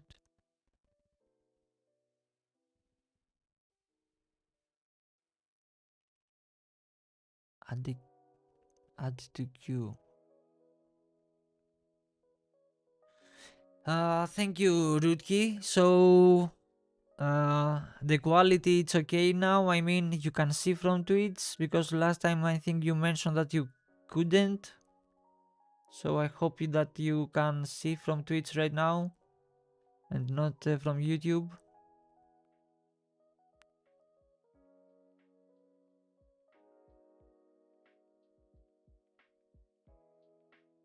Cool. Alright. So yeah, I'm doing some new setup settings. So yeah, I tweak things. So hopefully now it's okay. Awesome.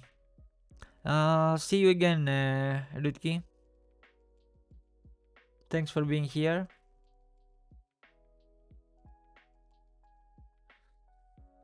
Okay, what we can else can check? Messages. No messages. System hooks. Thank you. No hooks, no system hooks. Add a new webhook. Okay, that's interesting. Secret token URL. So we can add a hook, a webhook. And triggers repository update events, push events we can check, tag push events, and merge request events.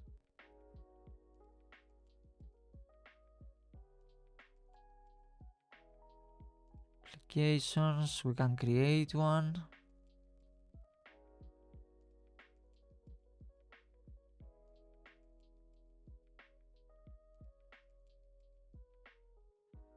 Confidentiality. Confidential, sorry. The application will be used where the client secret can kept confidential. Trusted scopes. Read API.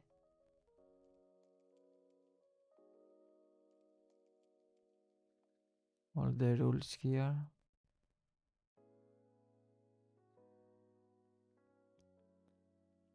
Use reports. No. Deploy keys. New deploy key.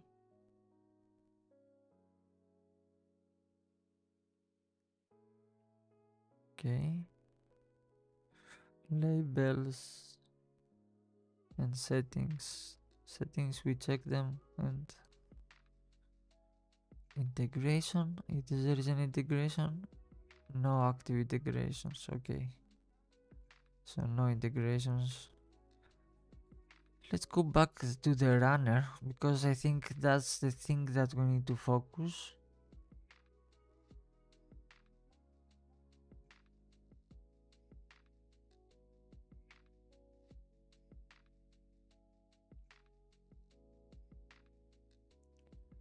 We can resume it.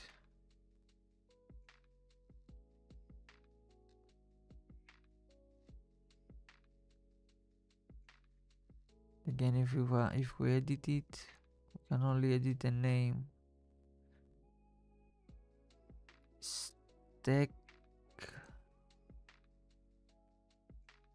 Stacks you guy sticky, something like that.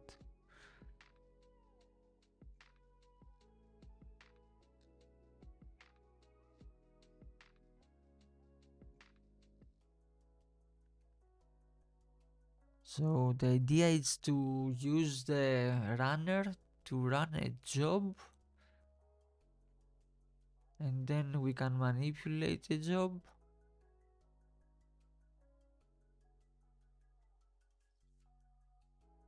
And how we can the authentic API token, is it here on GitLab?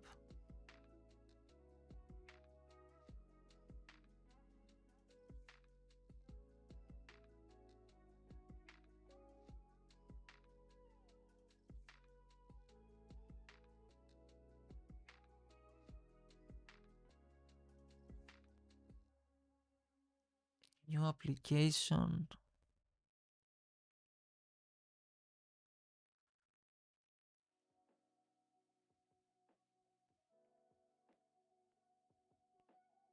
So in order to create a job, we need to create an application.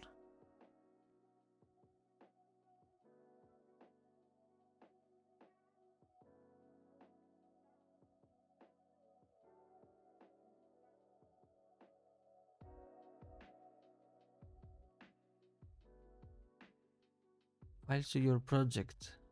So a project we need to create. So we will have a job and we can use the runner. But for what?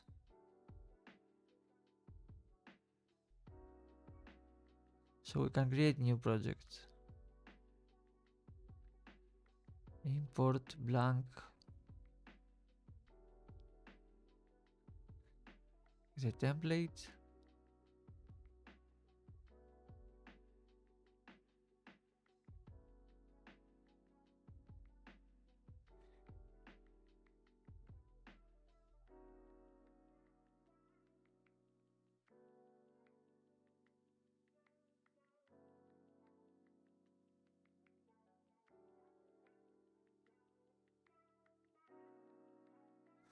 It's been a while that I did a pipeline in GitLab, so I need to search a little bit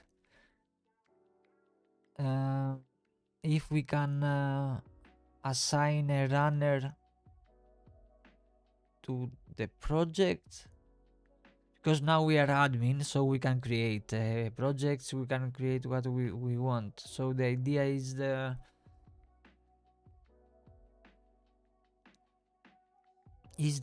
this runner that has something to do?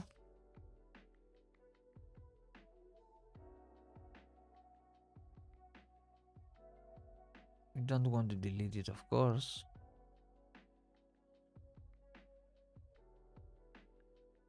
And runner, same authentication token. This happens when you use a runner configuration in more than one runner manager. They have the same authentication token.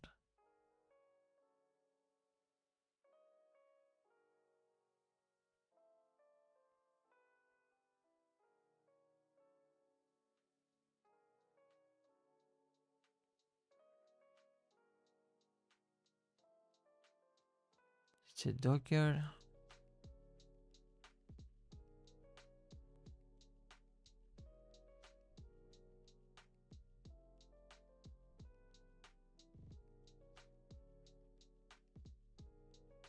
Um,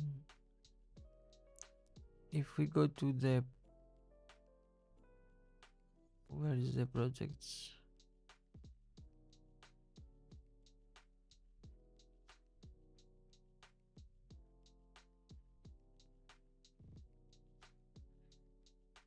Main area, projects. This project,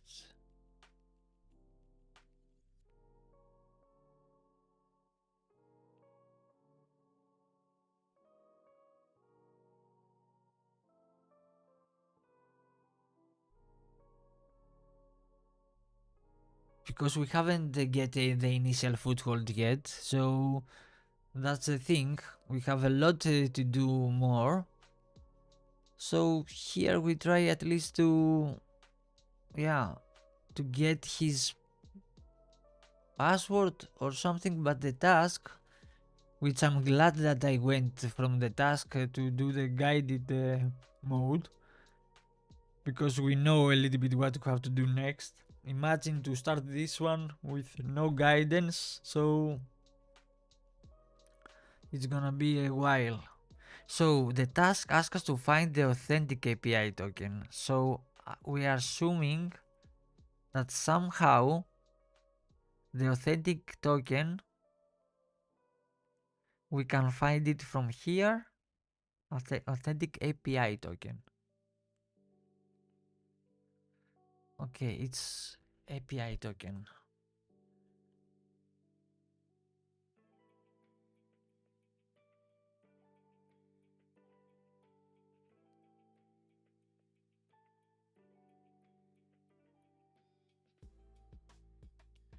If we edit it, what we can edit here? Ah, that much.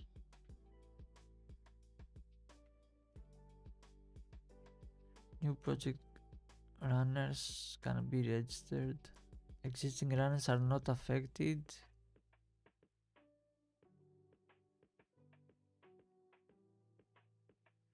To permit runner registration for all projects, enable this setting in the admin area in setting CI/CD. To permit runner registration for all projects. So when you create a project, it auto runs the runner.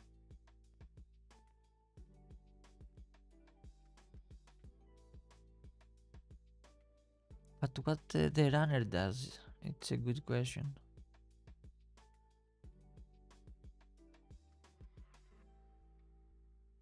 New instance runner. Let's see how we create runners.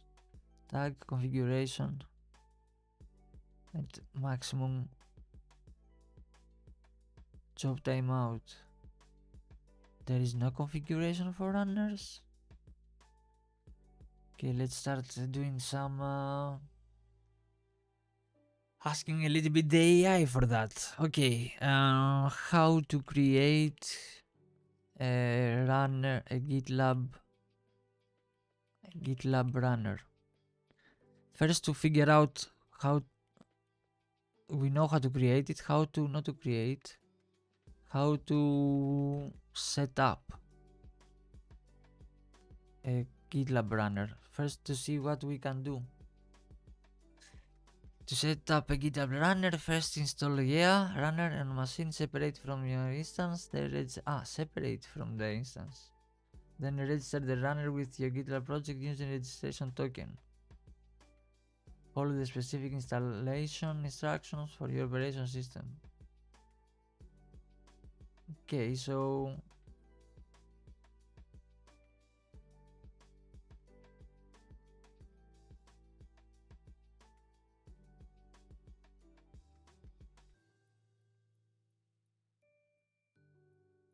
it's a separated instance.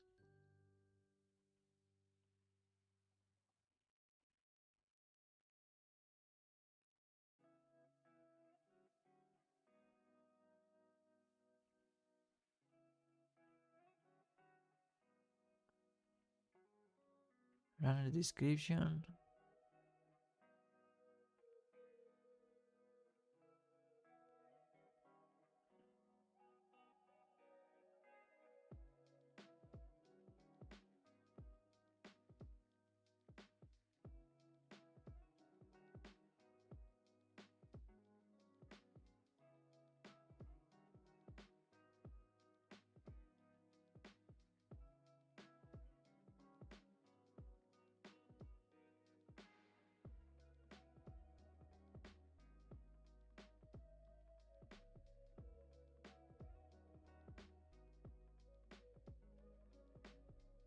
So the runner, it's already in the Docker, but it's paused for now. So if we resume it, we will see what it does. Never expires. And after resuming, we gonna pause it again. Okay, I'm gonna do it. At least if I break the box, I know how to do it now again. Alright, so let's resume a little bit the runner to see what it does. If we can see something. If it starts a job or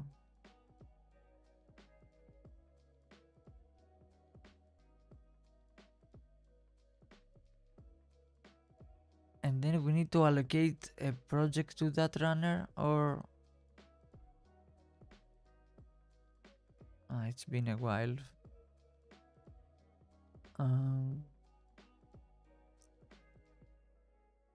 Projects.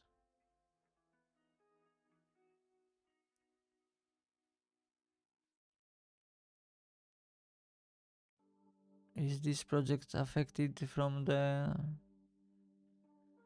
manage access? We don't. Okay, doesn't matter.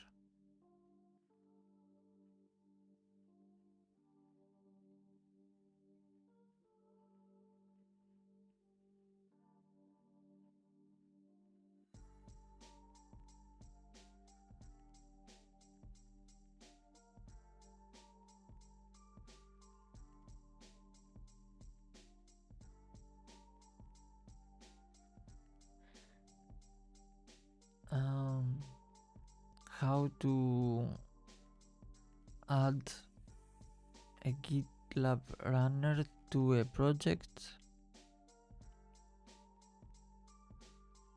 something like that, to see how we can use the runner for the existing project. To add the GitLab run project, you need to register the run using the run authentication token obtained from the project CI settings. After registration, the runner will be linked to your project and can pick up jobs from the pipeline. So we need to create a pipeline as well.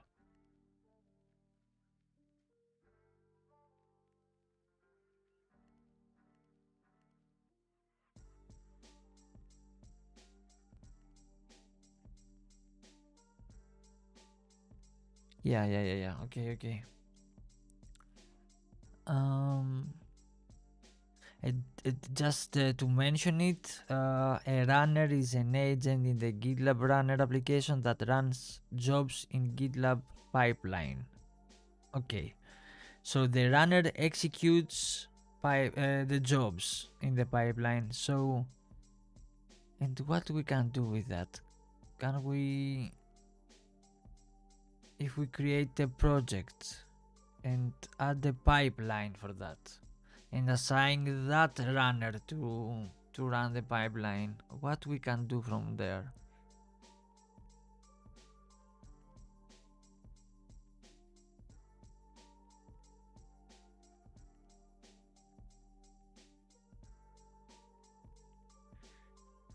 I'm gonna might need to use the hint for that.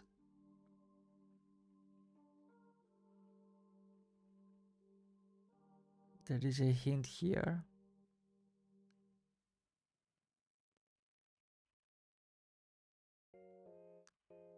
And we still have two more tasks before the first flag. So somewhere here after this 8 tasks should be the initial foothold somehow. So if we get the authentic API token, maybe after that we can have an initial foothold so far. So and we did a lot. We did. So yeah.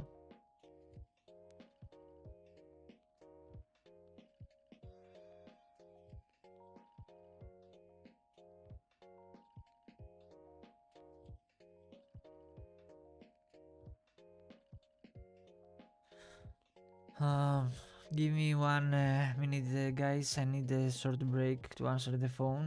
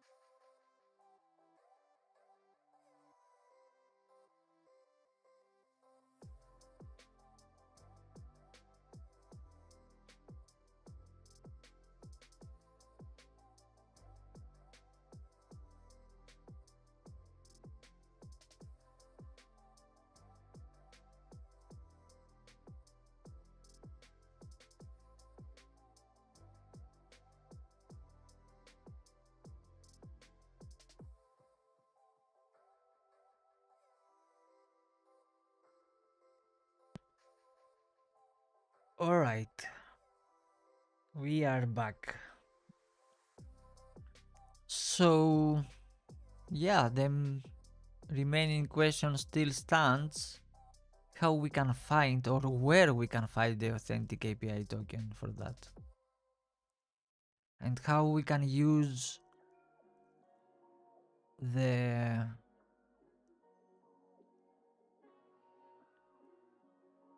runner for that. This agent, we have resumed it, so I'm gonna pause it again. Pause from accepting jobs. Okay, so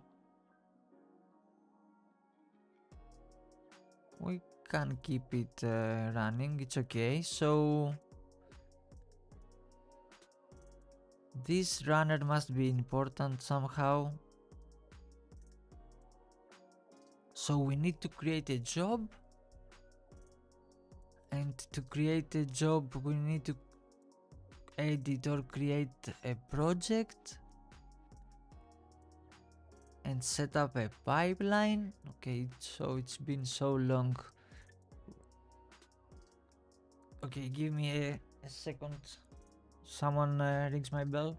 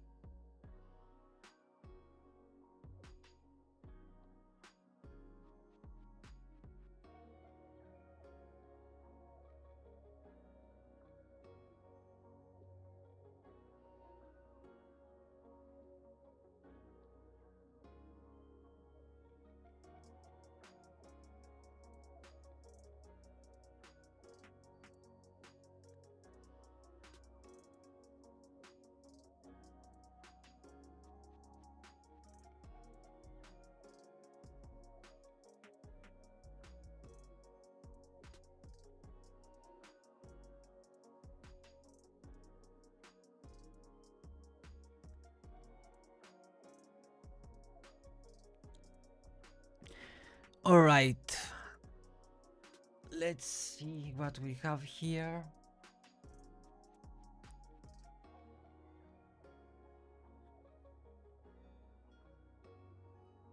Um, what I was saying.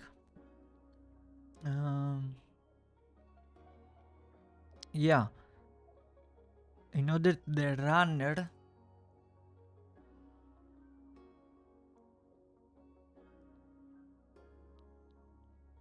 from accepting jobs. So to create a job, we need to edit a project, and then we need to set up a pipeline with jobs. That's the case?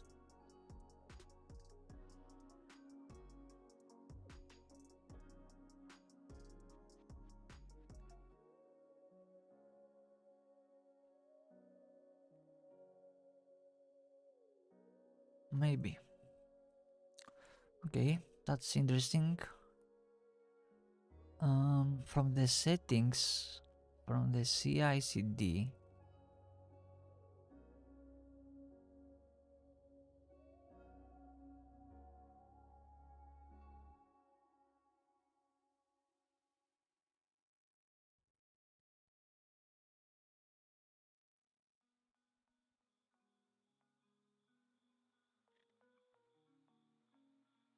I saw that before and I skip it for some reason.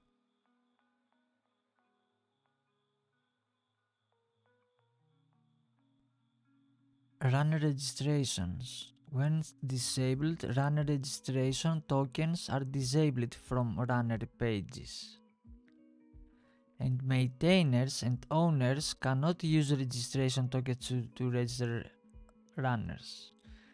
They can use runner authentication tokens instead.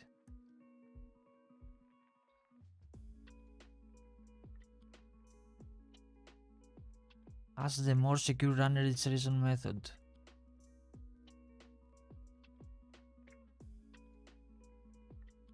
And this is disabled.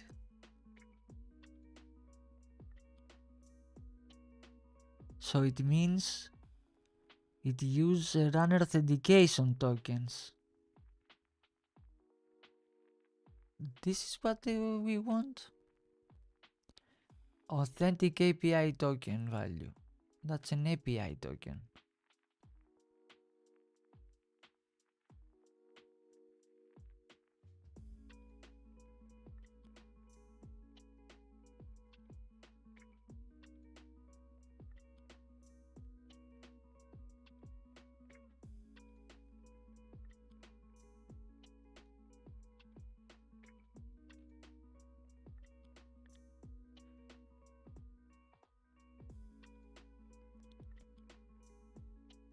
Interesting.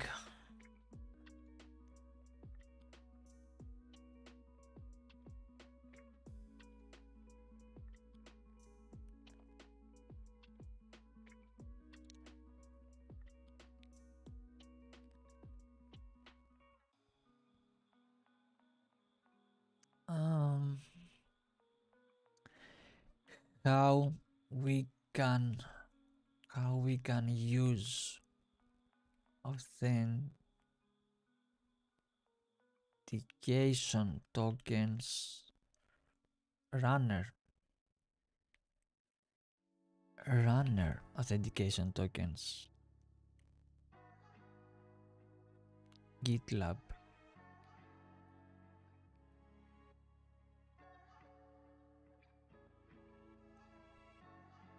To use a runner authentication token in GitLab, you need to register the runner by running the command GitLab runner register and providing the authentication token along with your GitLab instance URL. Authentication tokens we use from the authentic one. So it's that the same token with what we asked to do? Authentic API token. To use the authentic API, let's check a little bit the documentation of authentication API token. Users can create tokens to authenticate as any user with a static key, okay, which can optionally be expiring and auto-rating, okay, auto-rotate.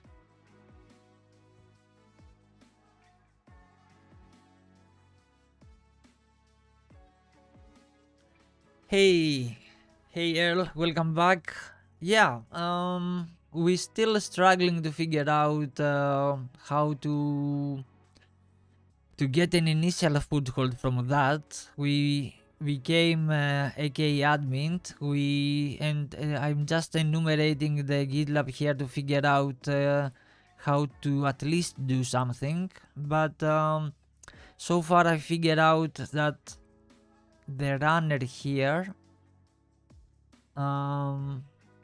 the idea is to use the runner. Okay, let me start from the beginning. So the task asks us for the authentic API token, right? That's the token.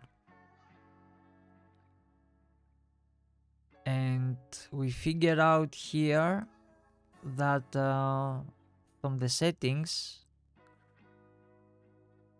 if this ticket's not, if this option is not marked,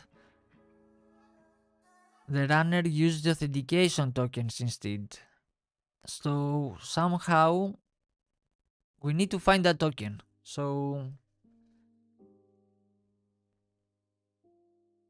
oh, cool. Yeah, so far my idea is to try to create a project or edit the existing one, or actually create a new project and create a pipeline to see what the runner does when we run the pipeline to give it a job, because runners run with run the jobs, execute the jobs. So there is no jobs here, so we need to create one. In order to create one job, we need to have a project, and the project to have a pipeline. We upload the Yelm file. Is that correct? Something like that. And probably check the job to see what the runner does, or something like that.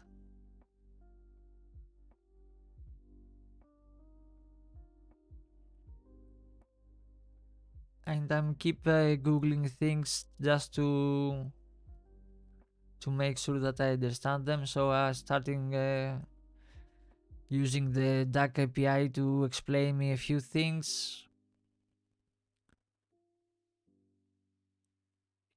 And if you have an authentication token, how we can use it in GitLab. And it's almost confirms that setting GitLab has, that if there is no um, runner token, how it say it? Uh,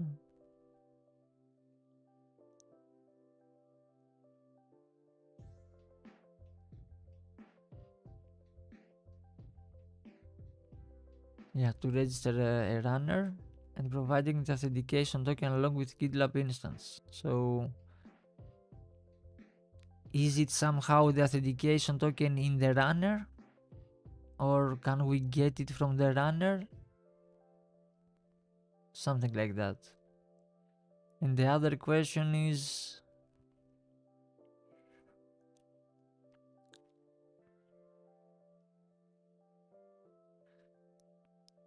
check again the CI/CD page and think how pipelines can use stored data. Stored data. Um,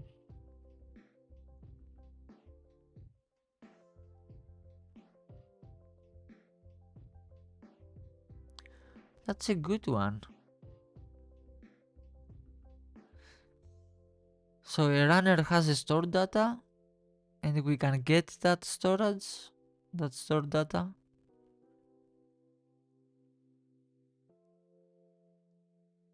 Oh, and I'm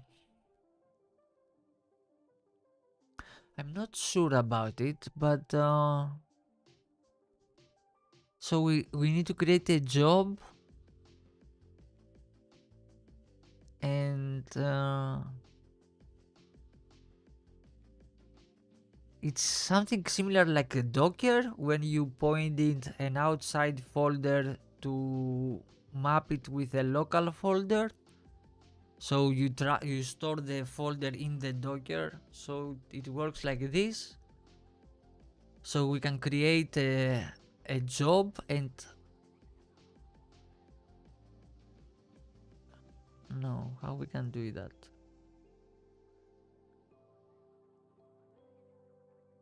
Yeah, the pipeline probably use the API token. Yeah, it was mentioned, of course, in the settings that it used, and of course, when I search it here, we need to provide the authentication token when you register a runner. So uh, I assume that this runner has the token there. But the question is how to get it.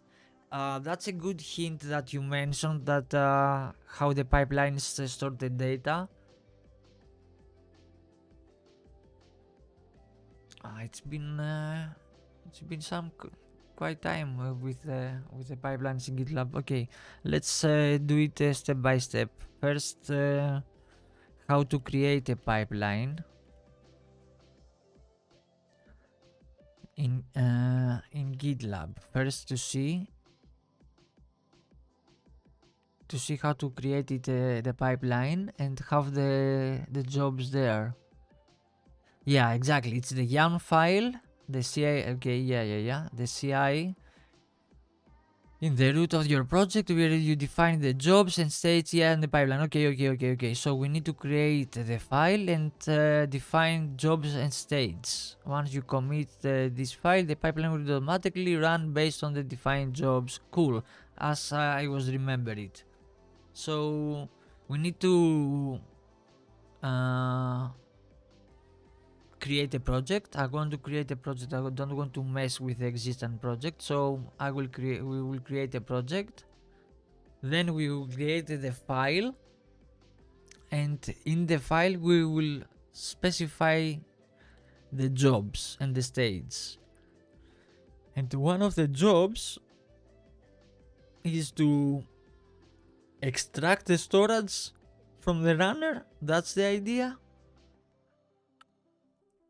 This is how we can do it.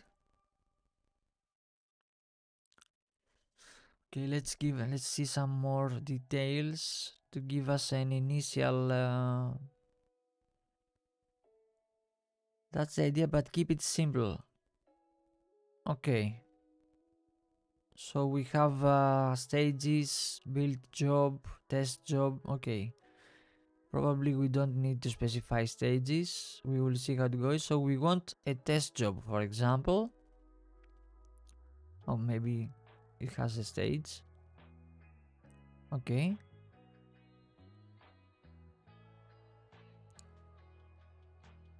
And in the script, or what else?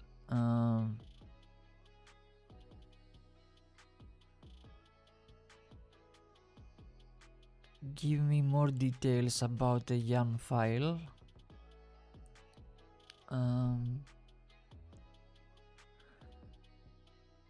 More details about and parameters. This is how they call them.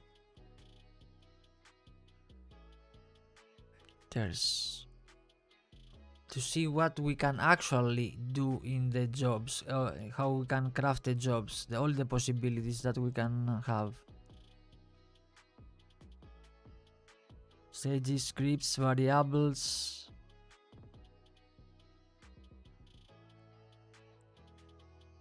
So the script we can run command, variables, key value pairs used to store configuration settings, sensitive information. Okay, variable probably we need one. I'm close. Oh, okay, that's good to hear.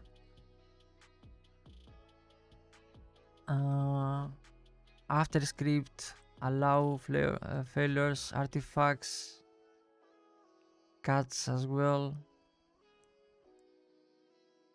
Global variables?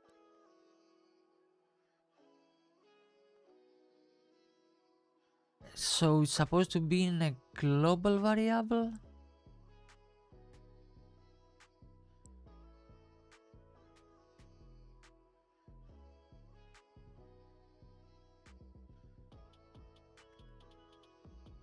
So variable. And then in the script we can echo the variable.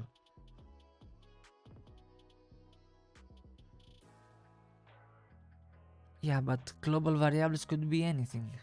I mean, any name. Should be token, should be authenticate token, should be authentic underscore token, so the name should be anything if it's stored as a variable.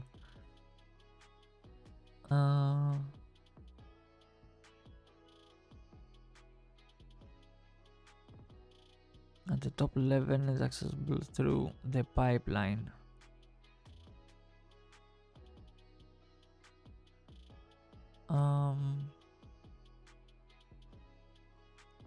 How to display global variables. How to display? Maybe we can use how to display global variables.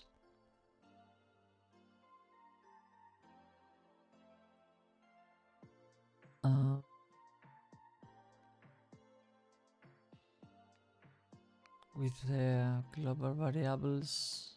No, come on.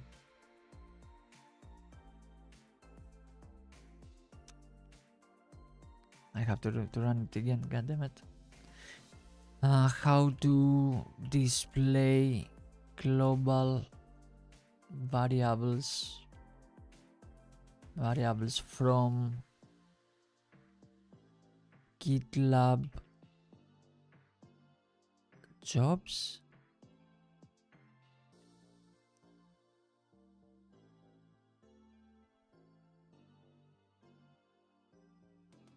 With the echo, of course, and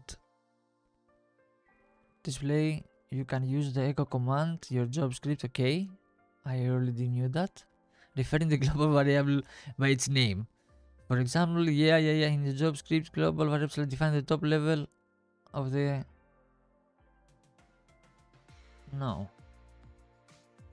This is not what I asked, but okay. So we define a variable in our pipeline and then we echoed it. Okay, no, I want the already variables from the runner. How to display them or how to guess them.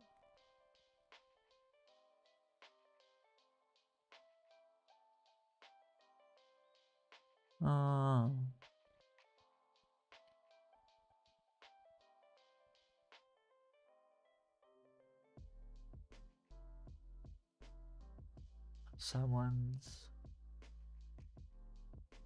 makes a noise. I hope you cannot hear it, but anyways, don't get me lose my focus.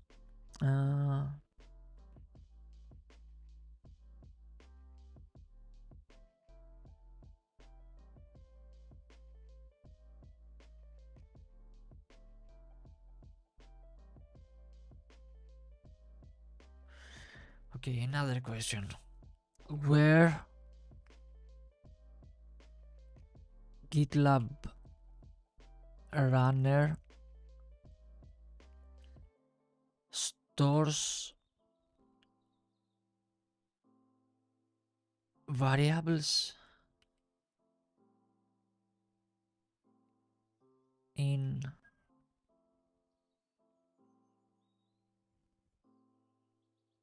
no, that's a question.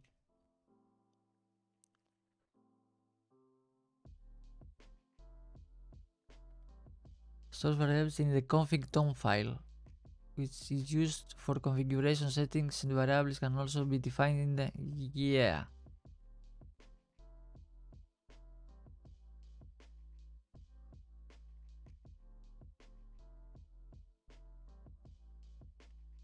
Predefined local variables,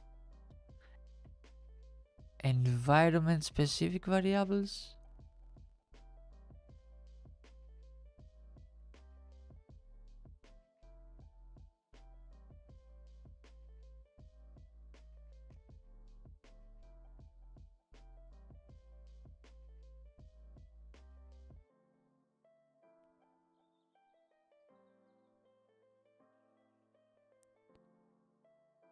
So we can access environment variables from there as well.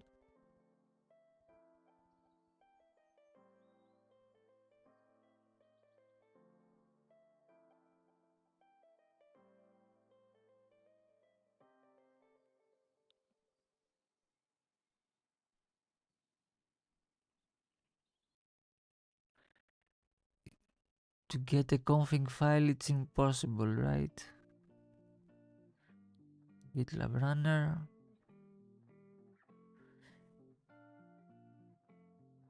Yeah, I don't know if that's possible.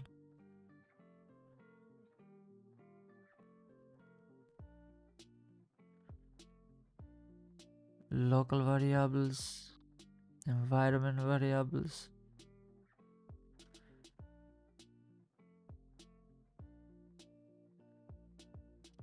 types of variables.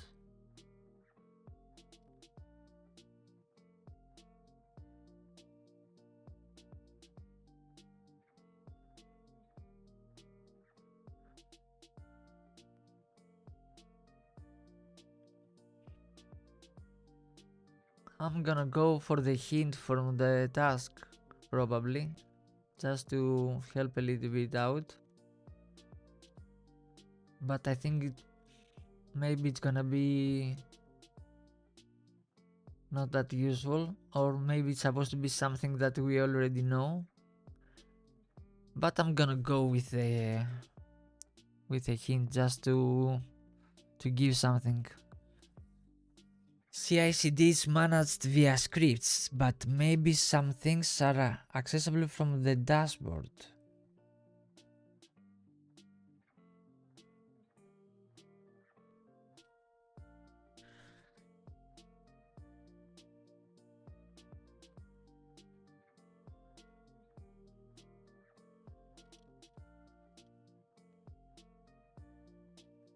Components, futures.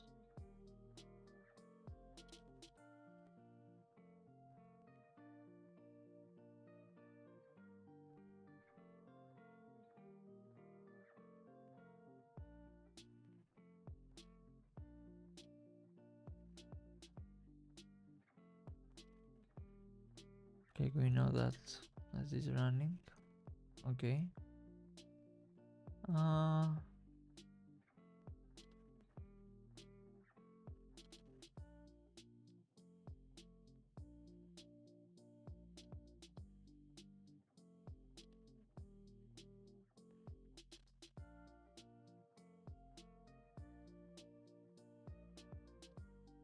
I mean, okay, I see the components here, so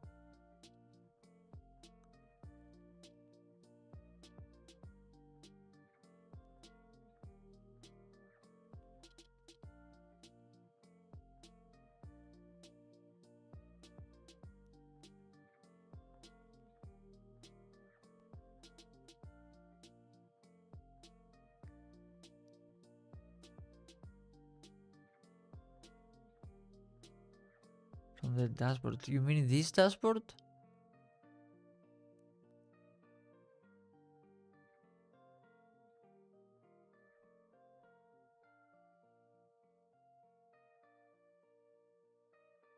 Yeah, let's go to the runner. Cool.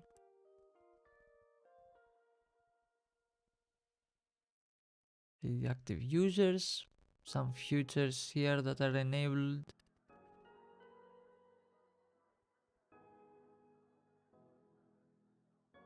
Gravatar.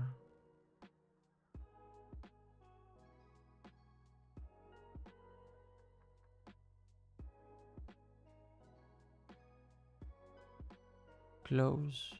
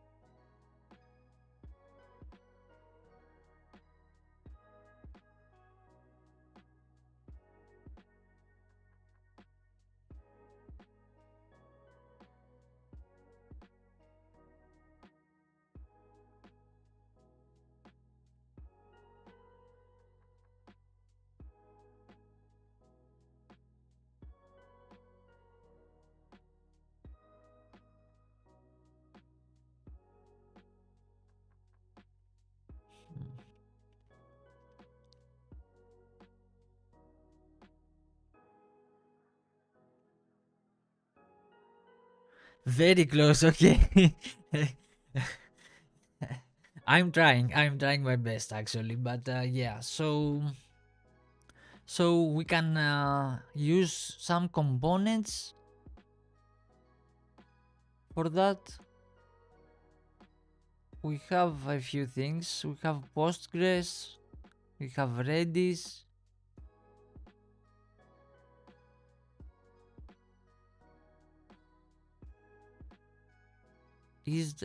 We can use the database. Is in database? Maybe you can access CI/CD settings somewhere. Yeah. Of course, you can't. Yeah, and please don't spoil it too much. All these hints are good, actually.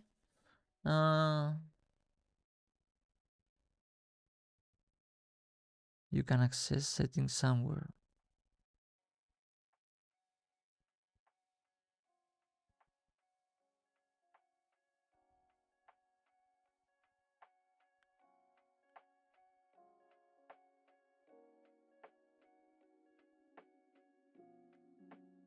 Well, the only settings that we can do is using the admin area here and go to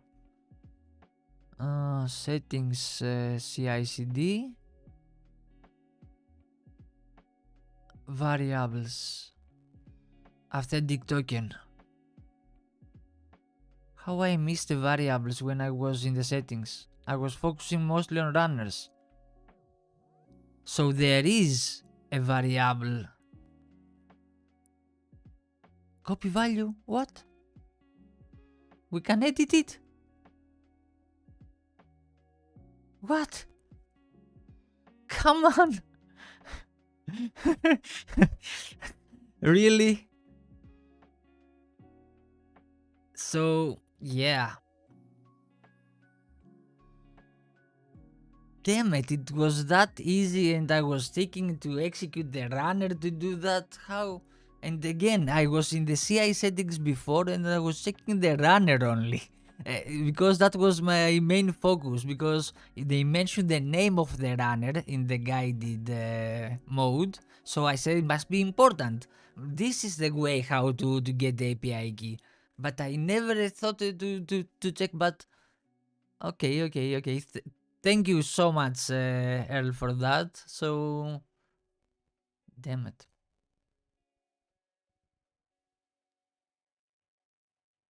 Awesome. We have the token.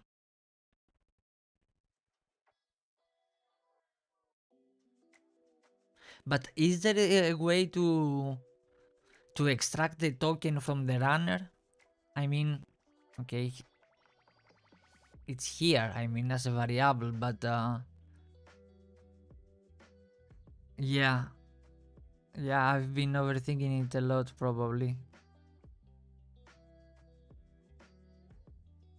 Yeah, and I never thought to check the settings. I mean, I was here in the settings, but I was checking only the runner. I was checking because that was my main focus. I said, okay, maybe the runner has to do something about it.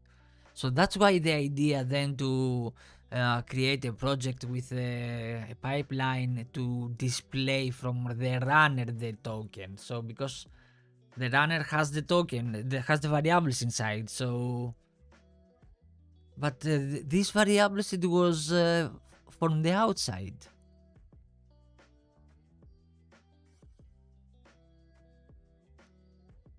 So you predefine the variables here, and then the jobs, you can call them in the jobs.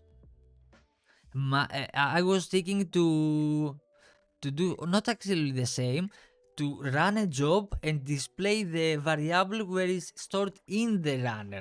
So maybe that was my mistake. I never thought that the variable could be accessible from the outside. And since we are admin already, we can see it, of course. So I was thinking to exfiltrate the variable from the runner.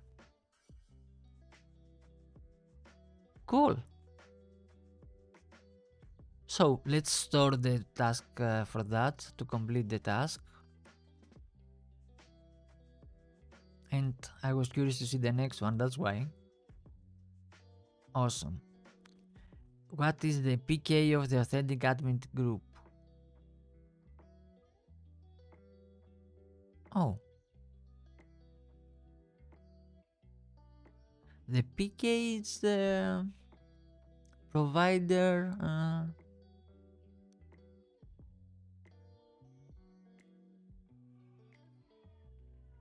Of the admin group.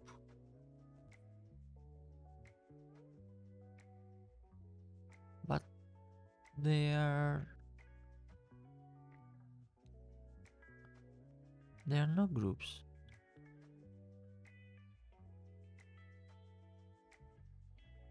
Of the authentic admin group. Okay. From the authentic, not from the GitLab.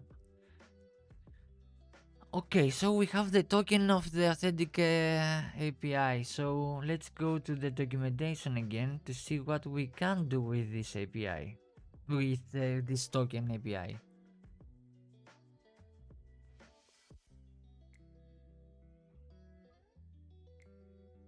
Of course, we can execute authenticated endpoints.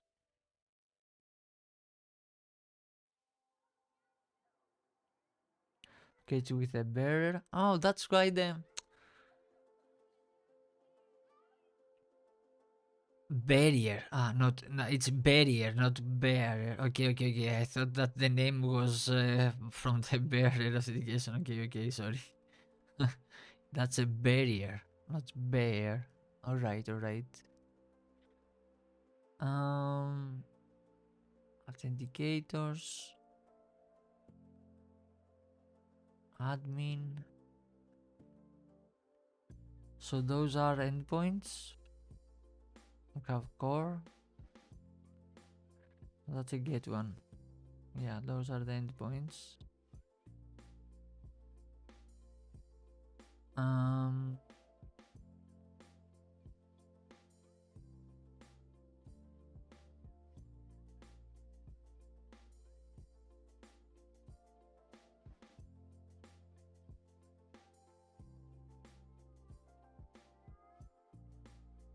Even R. Okay. Who runs HTTP requests with R?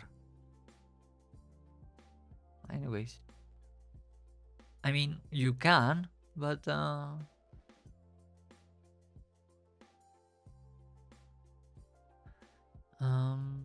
what was the question again? The PK of the authentic admin group. So admin endpoints is the PK. I think provider something, but I will let you know. What is the PK from authentic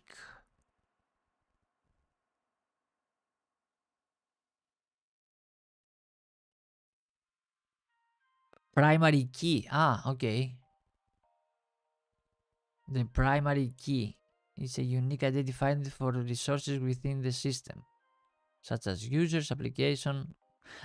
The ID, probably, right? It's an ID. And why they call it primary key? Okay.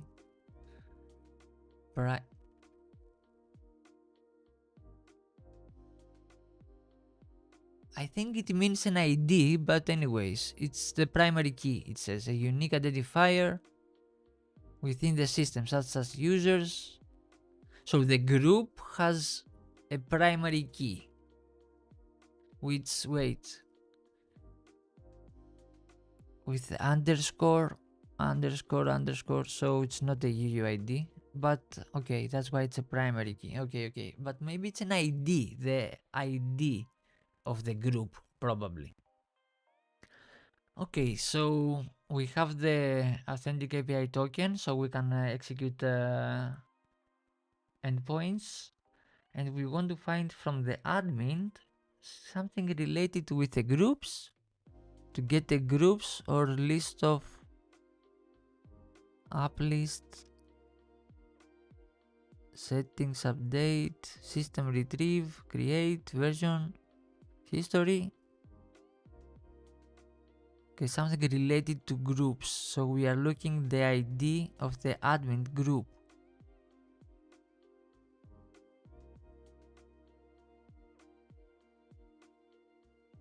admin file list.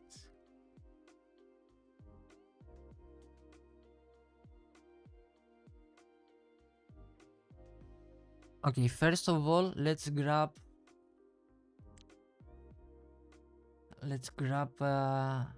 one endpoint to see if we can run it.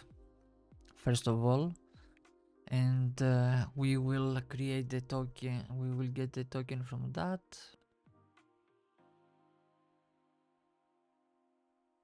So can we run this curl command?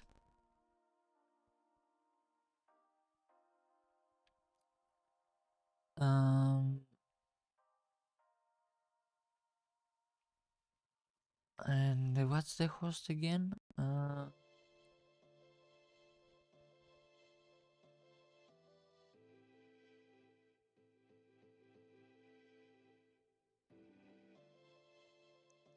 This one?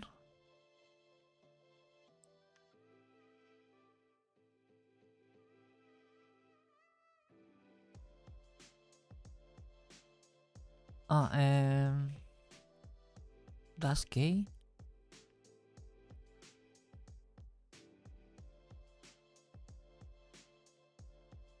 What?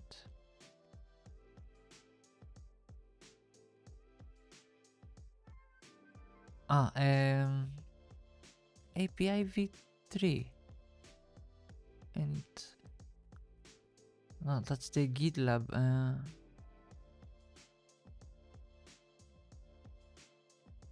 What the hell is that page? Authentic.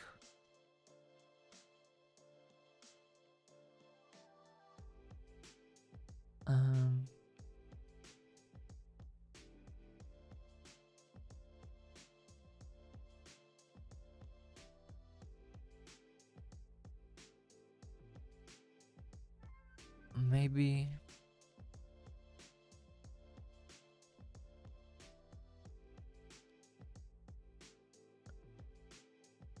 not at the port and without the URI with the path after L. So I need to put it there, not as a host, as like this,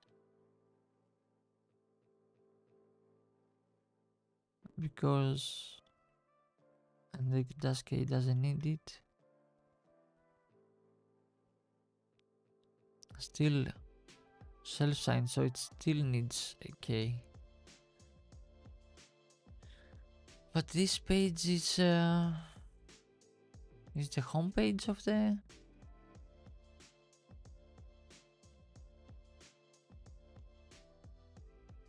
You mean I need to put the URL here in the L? That you mean? What you mean?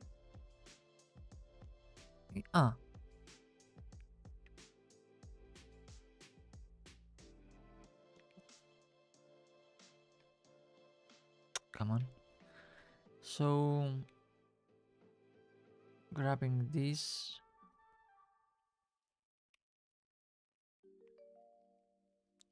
So we don't want this one. I need this one. So go back.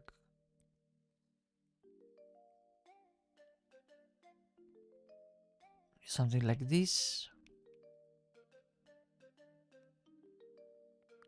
Okay, we have the endpoint and we can JQ it a little bit to have more structure. Yeah. Okay, we have a list, so it works. And this is for apps.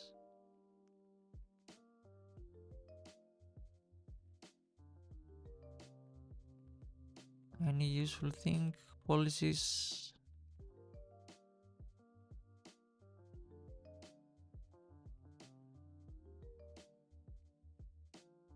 Sources stages. Are there any groups? No.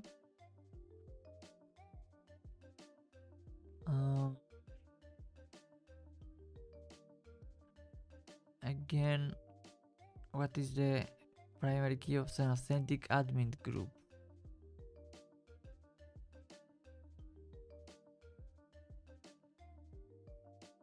And in the list we just name and label. No IDs. File used, models list, settings retrieve.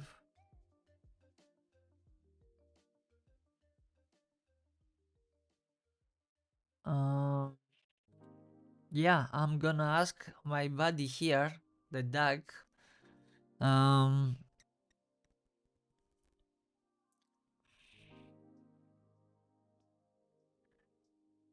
where to find the PK, where to find the PK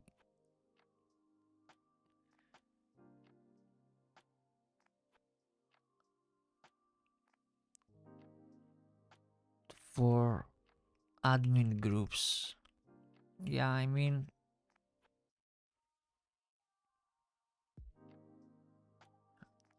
did I specify authentic and it remembers that we are talking about authentic, or it gonna give me whatever else?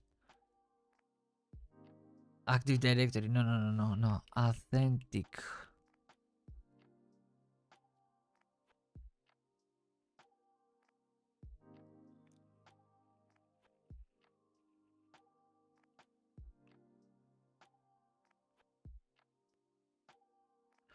To find the primary key for admin groups and settings, you typically need to access the admin interface and navigate to the group section under the directory.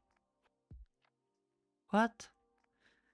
Here you can view the details of the admin group, including the primary key, and also give us the doc for that. So wait, it's only accessible from the interface?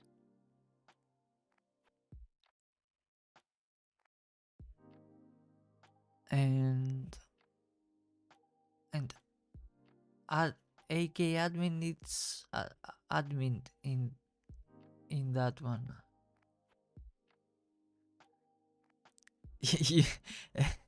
I need to find the good API endpoint. Okay. There is one good endpoint. Okay. But now I'm a little bit structuring my thoughts. So if the PK is accessible from the admin interface, it means that we need to log in the authentic platform as admin. Because now we are only in the GitLab project. So first thing is that, and the other thing is how to do it.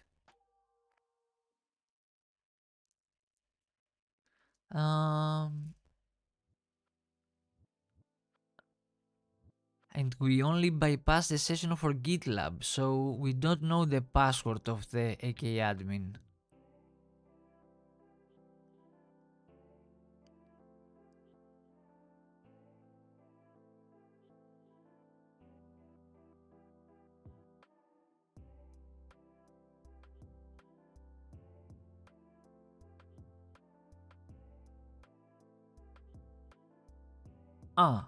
We can do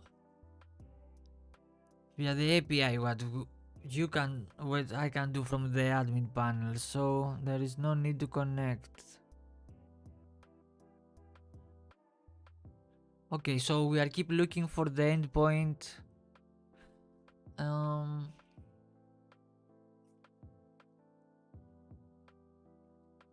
From the API. Is that cheating? I mean, is this considered cheating if I am asking too much questions to the AI? Okay. I don't have the time to check the actual documentation by myself. So I have mentioned that before, that I'm using AI only for documentation to give me quick answers, right? To give me, because I'm too tired and sometimes I cannot spot the correct documentation for that. So I'm using AI like this, and I hope that it's not a cheating. AI is a tool, it is okay to use it. Yeah, I mean, yeah, of course, but I'm not using the AI to exploit for me, right? I'm using the AI at least to give me some answers about most of the times documentation and definitions. That's why I ask it, right? So because I cannot remember everything at the top of my head, so that's why I'm asking the AI, because I know they're gonna give me the answers shortly. Otherwise, I have to go to the documentation by myself and read again, search again. So I'm gonna spend at least how many minutes to figure out how to do it. So the AI gives me the answer straight away. Okay, and to find the primary key of in Authentic, you can use the API endpoint list groups, core groups. Awesome. So it's not the admin. It's where is the core? Core group somewhere groups brand list. It's group create group list. Thank you so much. Thank you so much. So uh,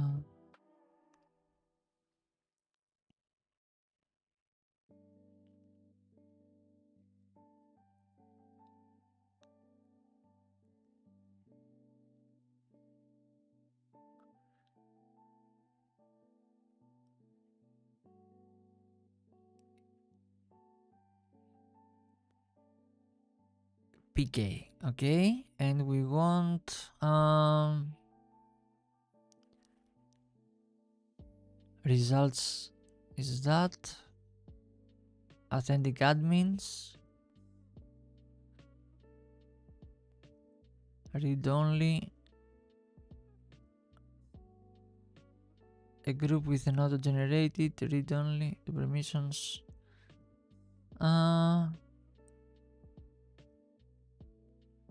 We have 1, 2, 3 results for groups, and for the what was the admin group? Authentic admins. This one? It's only 3, but I think it's that one. Authentic. The name it's authentic admins. The other it's read only and default admin.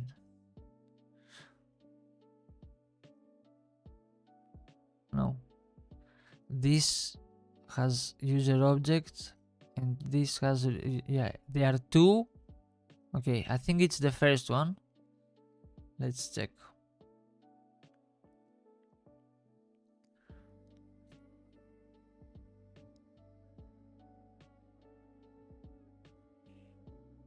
Yep, that is correct. Thank you so much, and thank you for the hints. Actually, yeah, because and thank you for not spoiling it to me, because yeah, it would yeah it would be a shame to get spoiled. But thank you so much. They were very good hints, so I could think from myself how to do it. Okay, we still have one task to do to get a flag. So, okay. What user has an existing connection in Apache Guacamole? Yeah. We found out that there is a Guacamole instance.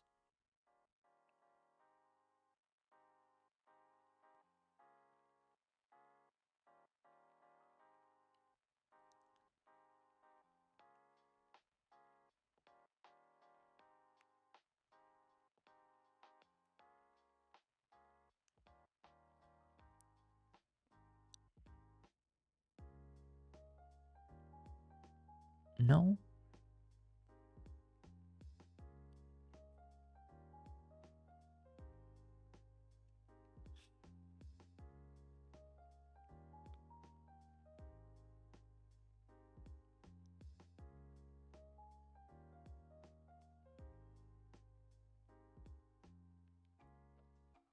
It was where it was. I think I remember something, but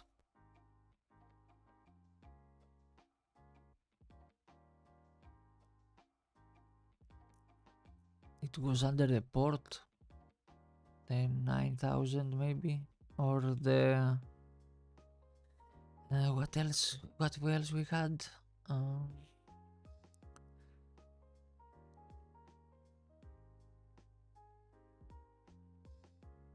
8080. Okay, let me test 9000 first. Under the 80 it wasn't, so 9000 or 8080. Okay.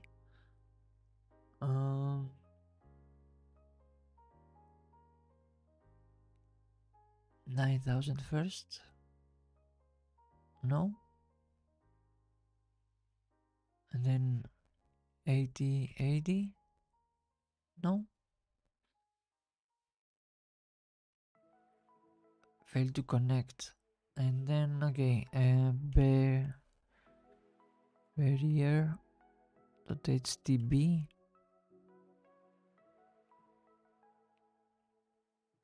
Maybe. Yeah. Oh. So the guacamole has also the SSO there.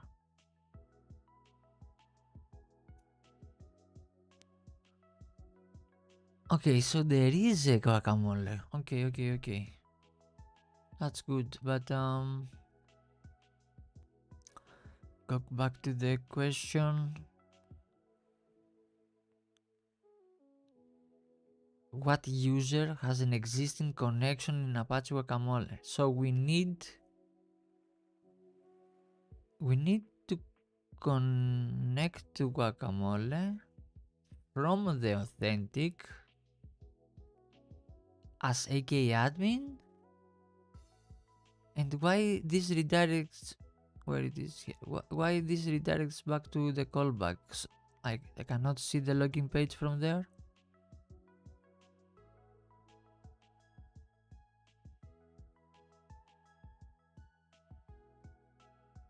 Send anyway.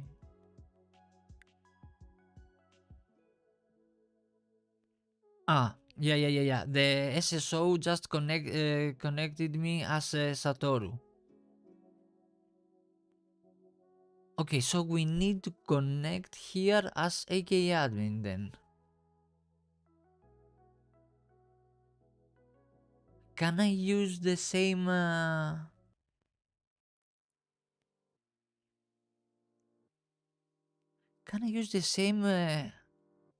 SML response to do that? I mean, as I connected to the GitLab, so I can connect here with the same SSO.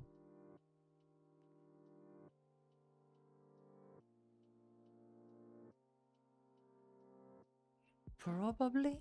Okay. I'm gonna. Yeah, me too. I think so. Right? Because it's the same SSO. If I can connect to GitLab with this one, so I connect to Guacamole as well. Okay, first log out from here. Not relogin, goddammit. Oh, no, okay. Interceptor on. And send anyway. And here is the response. Where is our response? Come on. Not the decode one. This one with a name.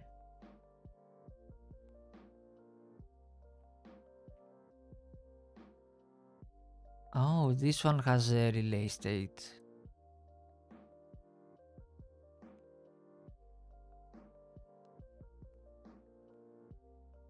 And maybe...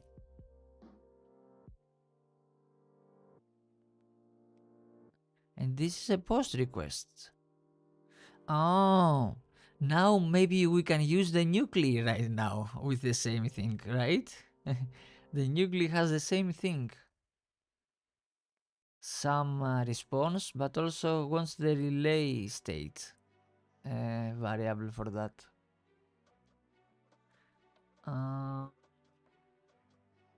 Did I paste it? Okay, let me do it Paste. Okay. So the idea is to use the same bypass to bypass guacamole as well. Okay, okay, I'm pretty curious. I'm going to see what happens. Forward all. And oops. Forward all and stop interceptor. Forward all and stop interceptor. No. Why? I'm gonna do it again. Why? Why?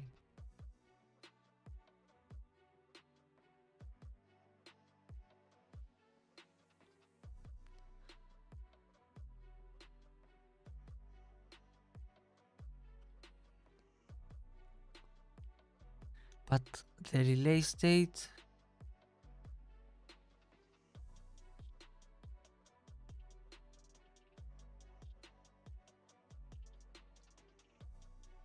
That's why it doesn't work.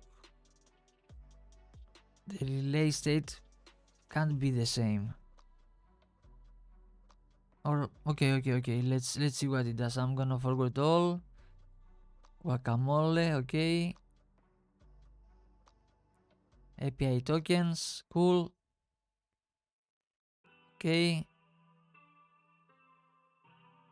The SAM request again.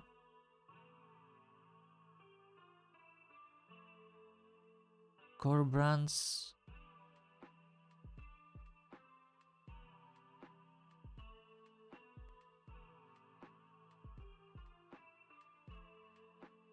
No.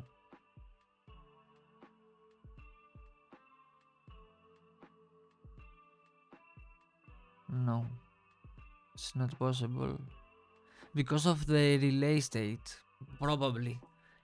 Because in our previous request we didn't have any other parameter after the SAML response. So that's why we could manipulate. Now with another parameter, the relay state, maybe we need to change this as well. Or we can use then now this one and get the response here and bypass this kind of authentication with this one.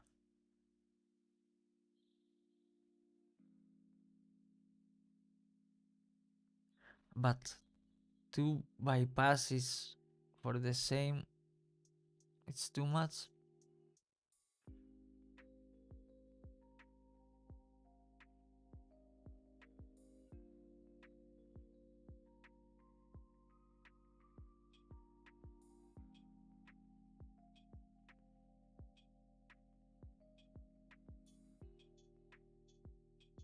Okay, admin, email,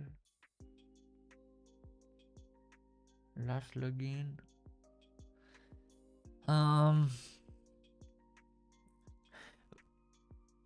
Maybe Satoru have rights to access Guacamole but not AK admin, but it seems odd. Actually, he can log in.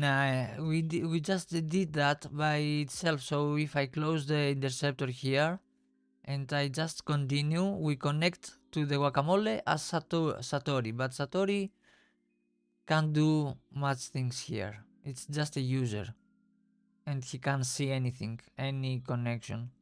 And the question was, what user has an existing connection? So if Satoru was able to see connections, we will expect to see a connection here in Guacamole. That's why AK admin needs to logged in Guacamole. But the same bypass didn't work, so how else we can do it? No, the answer is not Satoru, because Satoru is the user. It's supposed to be a connection here with a username, probably. Because the Guacamole displays connection here.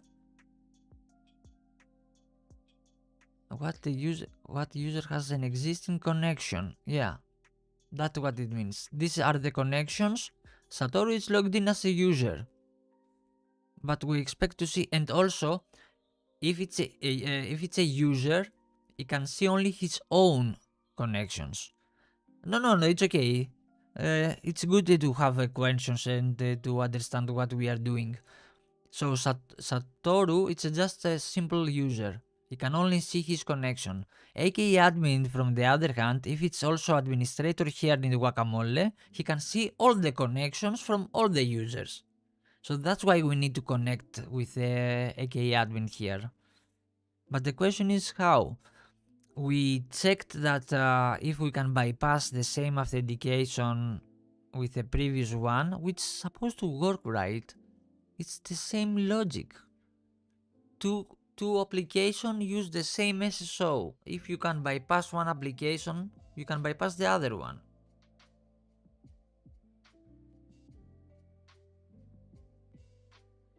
But yeah, that's a good one. It's very tricky, this box, right? It's very tricky. It worth to be medium, and if I'm not mistaken, let me see. Also, the rating goes to the red ones. So many people have rated at least hard. Hard 21, medium 35, 26 easy. Okay. But it seems to go to the hard box actually. But yeah. I think Satoru have access to Guacamole plus GitLab and Academy just GitLab. We will see. It's not an easy one for sure. Yeah, it's not an easy one. Unfortunately, I needed to go. I need to end the stream now. I will be also tomorrow. I'm streaming almost every day except Wednesdays. You can always check the schedule either on the Pentester TV site or in the Twitch tab, which is a good pass to mention again the Pentester TV site, where you can see when I'm online, and also there is a little bit a CTF for you guys. Cool. So you can play with a small CTF challenge here in the terminal.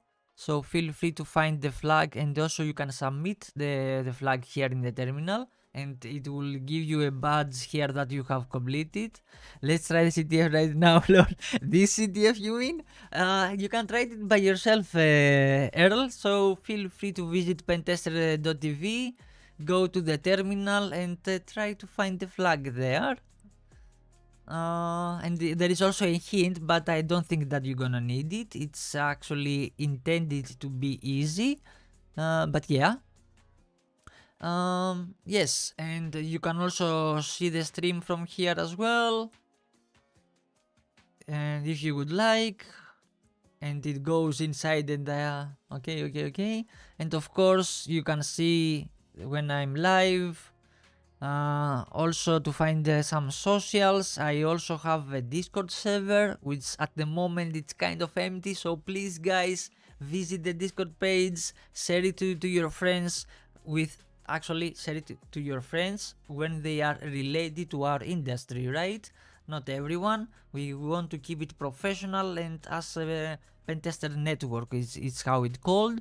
So please feel free visit the Discord server, invite friends that are related to our industry. They are pen testers, security engineers, even developers. We will welcome as well developers because now developers need to know more about security. So yeah, I have also an X account.